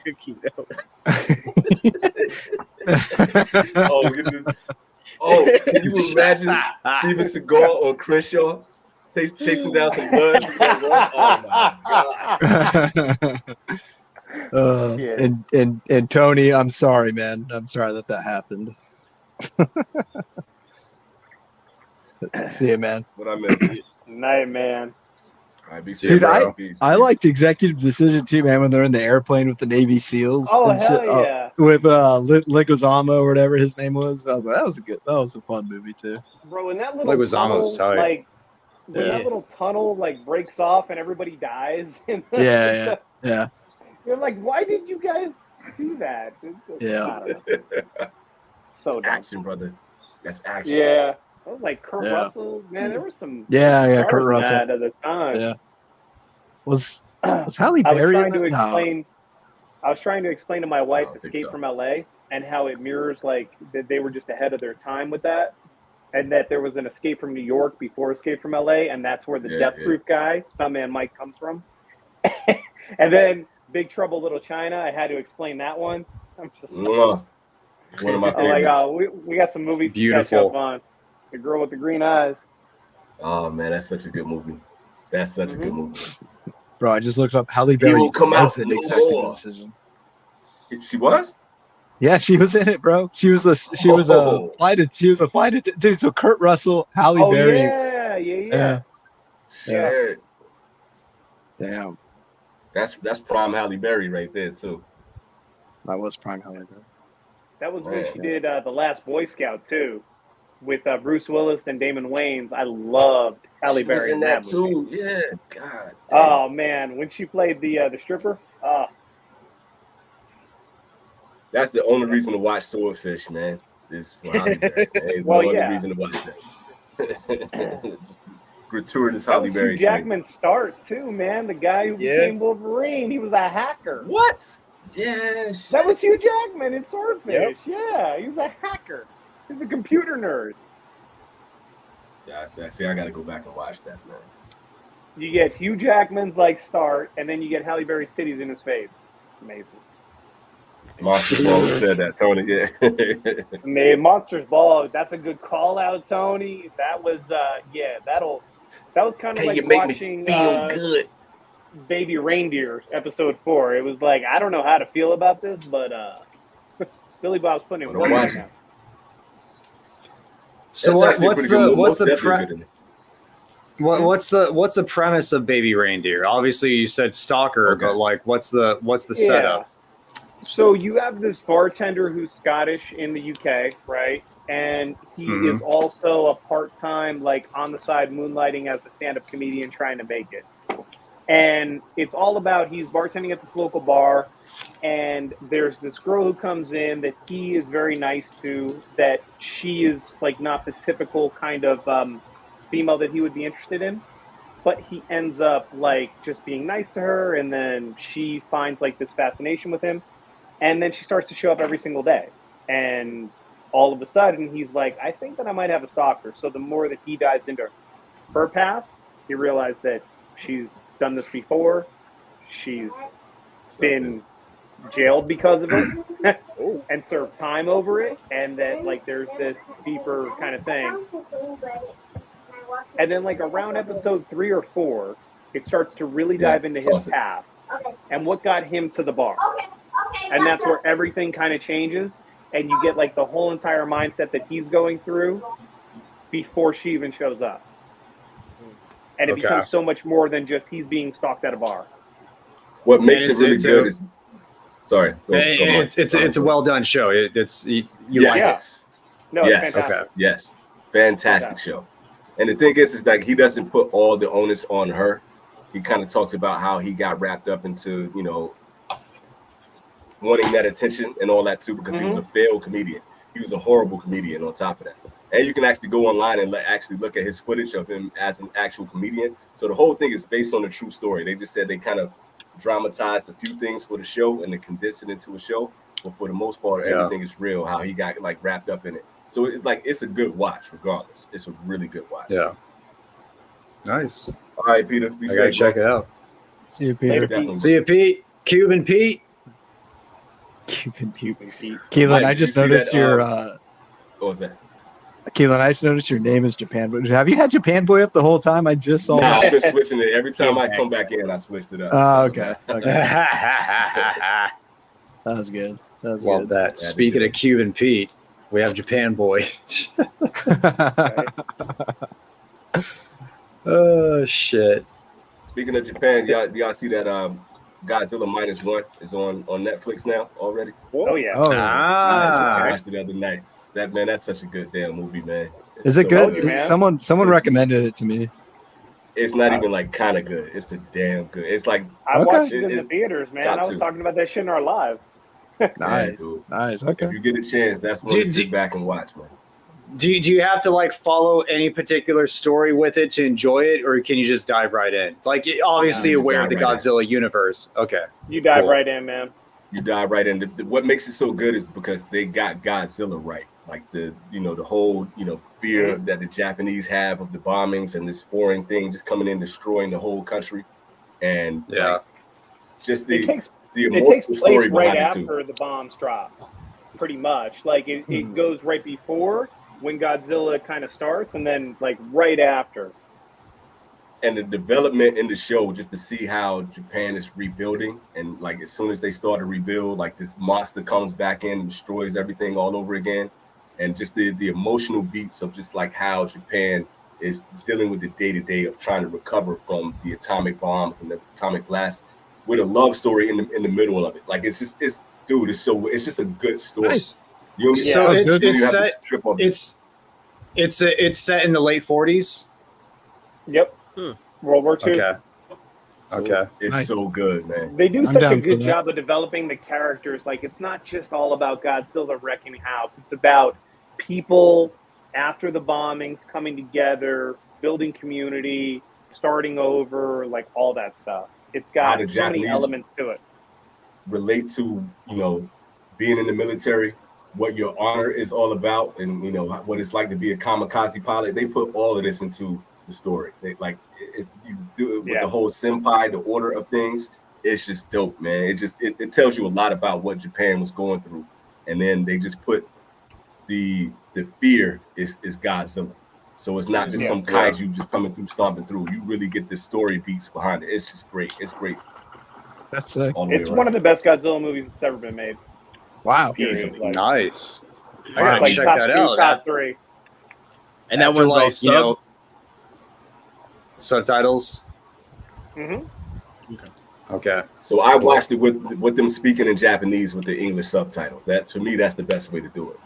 Yeah. And when I gotta watched watch it it. before, It's the like only way. when I watched it out here, like there were no English subtitles, and I still enjoyed the movie, but I missed so much of the nuance of the character development. Once you actually understand what they're talking about and the relationships, the dialogue is good, the acting is good. It's the real deal, man. Nice. I'll check it Yeah. out. There's just so many storylines in it, man. From the kamikaze pilot to the mother that's like, lost everything, to the grandmother helping them. Like, there's so many elements of it that they dive into, and character development and everything. It's not just Godzilla. I mean, Godzilla wrecking house is like maybe 3 or 4 scenes total in the movie, but there's still enough of him to make it a Godzilla film, and there's still like all this character development storyline to it.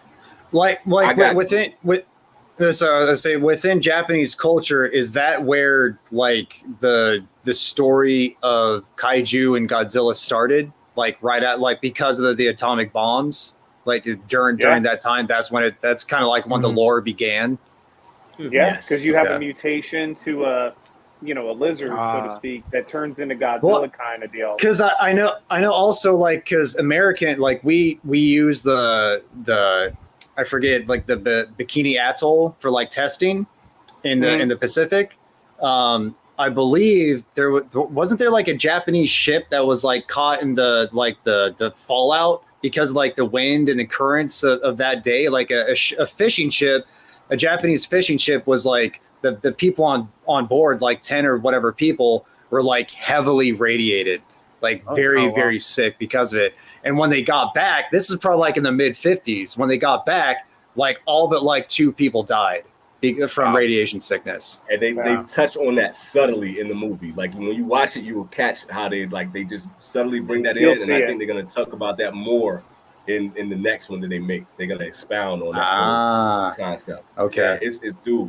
And when Godzilla finally like touches land, the way they use the score and they put the original Godzilla theme in there when he first show up, so good. Like I got goosebumps. That's how so good. And like it was also, what was it, the 75th anniversary of Godzilla films too. So it was like they were celebrating that, and they were just like there were so many throwbacks. Like the original music was in that moment towards the end, and you're just like. If you watch any of those, I mean, like, it was such a huge part of my childhood, all of those movies. So, Mechagodzilla, the 3-headed monster, like, all that stuff. I loved all on VHS, like, had it all. Hydra. So how sick would it be? How sick would it be if, like, in the next one, the Japanese, like, it's kind of like a convergent of universes. The Japanese build Gundams to fight Godzilla. How fucking sick would that be? They have this great plan that they execute at the end of this movie that is so unique and fun. Like they did such a good job, man. The movie speaks for itself. You have to watch it. Like you'll really appreciate it. It's just it's 15 long, million. but it's great all the way through. 15 million. They did it for 15 million, bro. 15 million. The CGI in it is great. The story. Like, nobody does it like they do. There's nobody that does Godzilla like the Japanese do, and they nailed it the whole entire way through, man. Like, dang. You gotta think about it. I was working with these kids recently, man. I was doing like one of my English to Japanese language exchanges when I was working with these kids that were like 11 and 12 years old, and they had just came back from Nagasaki, which is like I'm in Nagasaki Prefecture. They had just came back from Nagasaki. And they went to the museum and they talk and they see the kids that are 11, 12 years old, they're still hype about the story. So imagine how like the Japanese who grew up in, the 50s and the 60s, how they feel about, Americans, the atomic bomb and how like they were affected and rebuilding the whole country after all that. They touch on all of that shit in just the movie. Like this is a real thing. That's why nobody can do Godzilla like the Japanese because they lived it. They went through it. Yeah. You know what I'm saying? They still live with that fear to this day. Like, with me being on the military base, with the military being around, being in Okinawa, being in Yokosuka, like they're all here in Sasebo, they're always thinking about it. That fear is always that this monster could come back at any point in time and take out the whole country. It's nuts. That's crazy. It's also kind of like a greater storyline too for what the bombings were like. You know, like the monster was the bombs, and it could happen at any time, and to respect the fact that, like, you know, there's like a symbolism to it. Yeah. The kaiju, right? So Yep. It's super cool. In Americans, you know, when we get it, we just want to see like Godzilla like get on his tail and drop kick, you know, a kaiju across the, you know, planet. That type of, this ain't that. This ain't that. This is a beast, man. When he pick up like the train that's going across, when Godzilla pick up the train, it's just like dog, you know, rag dog in it. It's so good, man. Yeah, man. I'll check it out for sure. Yes, sir. Yeah, I got to now. I have to. Yeah. Hell yeah, Tony, I'm with you. Well, we're coming up on 3 hours. Should we talk about anything you guys are planning to release that you're excited about with your channels? Anything you want to plug real quick? I got some stuff coming. I don't want to say too much, but I got some life updates and things I'm working on, and Nice. I'll have some stuff coming out soon explaining it. So, but yeah, just be looking over the next couple weeks. I got some stuff dropping. So I'll just say that. I'll message you guys, but yeah, for the public, keep an eye out over the next few weeks. I'll get some stuff dropping. Cool. Keep an eye out. DJ Michael. The mid-year best of. It is that right. time. Yo, it's mid-year. God. Dang, yeah, that's crazy. June 29th. June 29th, boys. That is a Saturday. So maybe the 28th. We'll see. Very cool. Nice, dude. Southpaw, we're just getting the Antra. So like I think the only person that has it in hand right now is Matt. So we're gonna get that soon. So you probably get some feedback on that. I really haven't had time to work on anything, and like I just got notes down, so that's really it. I haven't had time to record, but I do want to give a shout out to Black Label Trading Company for sending out the Orthodox, because that was amazing. Shout out to Greg for sending out some cigars and whatnot too. Just people supporting the channels and supporting us. Sure. It's really like it really means a lot when people are seeing us as it's not just a bunch of no names or just a bunch of people. We really have put a lot of time and effort into this cigar industry, and to the people that's watching, all of y'all that stay on for 3 hours to watch us, man. So mad shout out to everybody supporting us. Yep. Sure. Anything, I got DJ? a new project coming out pretty soon. I can't share anything yet, but it'll be really cool. Waiting on it. Sweet. Hell yeah. Matt? Just reviews. Just fucking reviews. Just nonstop. Davidoff Millennium review dropping tomorrow. I'll set it to premiere after this live. So just reviews. That's all I do. That's all I fucking do. I'm excited for your Merrickville one, man. I'm curious. Yeah. It's a fucking expensive cigar, man. It's an expensive ass cigar. Yeah, it is. Yeah. Did you smoke it already? Have you already done it? Have you? With the the Merrickville. Yeah, dude. Okay. Yeah. I almost pulled it out, but I grabbed the Alfonso instead. I almost grabbed that, and I was like, nah, I want to actually sit back and kind of dissect the cigar. So I'll smoke that while I'm watching you. That's what I'll do. It's very. What size do you have? Do you have the Lonsdale? Do you have a Corona? I got the same one that you had. Well, I have no idea. I just got it from Sal. Shouts out to Sal too. So I got the exact same one. So I'm gonna sit back and smoke that. Yeah, it's a very familiar cigar. I'll just put it that way. Heard that. It's a very familiar cigar. Heard that. Yeah, that's it. Thank you for 37 people. I mean, we're on the new channel, so like we're not streaming anything else other than Infamous. So that's pretty sick to have that many people watching 3 hours in. Yeah. So thank you to everybody. Freaking great time. Thanks to Sanj for hopping on. SP 1014 Red Maduro coming out. That's sick. Yeah. Looking forward to that. So thanks to Sanj for dropping in. Always great to see him. Thank you for the bomb. I'll be sending out all this stuff to the guys on Monday. And we all get butt plugs. Y'all get to get plugged up with me. We Just all get plugging butt it up plugs. together. The boys plugging it up together. That's it. Butt plug live. Oh, that would be a good live. That would be good live. The Yeah. boys made get for it. butt plugs. Yeah. Dude, I needed this Alright. kind of live, man. This is great. Yo, Yeah, we need an man. Adam Yeah, and Eve man. sponsor. We can get an Adam and Dude. Eve for the butt plug cigar, bro. I think so. Let's shoot that shot.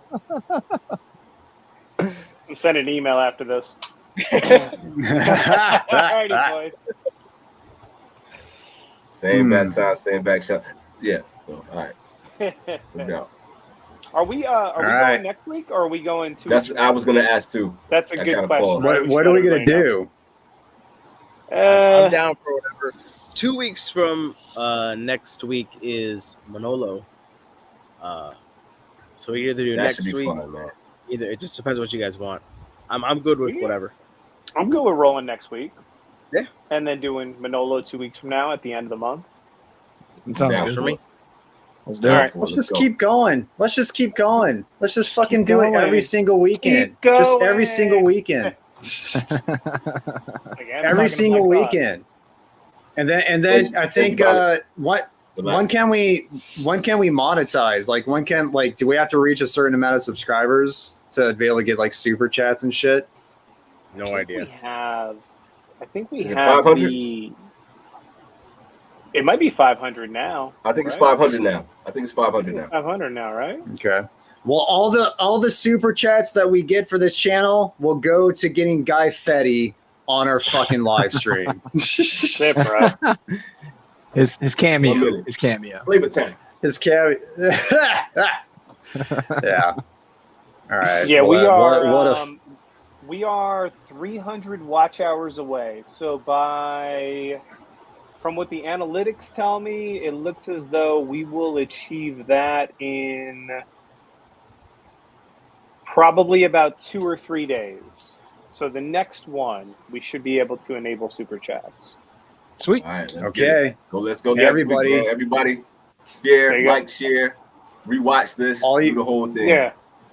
All you CEO ballers out there, if you want to contribute to getting Fetty on, it'll be coming. And I'm a little drunk, so my math might be off. But by next one, we should be. All right. I fellas. trust your drunk math over my sober math any day, Mike. Big fact. Big fact. 3 days, 4 days, 5, I don't know. Somewhere around there. All right, DJ, do you want to do the outro thing since you're Sure. probably more skilled? I can push a button. I think I can manage that Yeah. right now. Dwayne So- All right, math. guys. We'll see you next week. All right. See you guys. Peace. Appreciate y'all. Lit. See ya.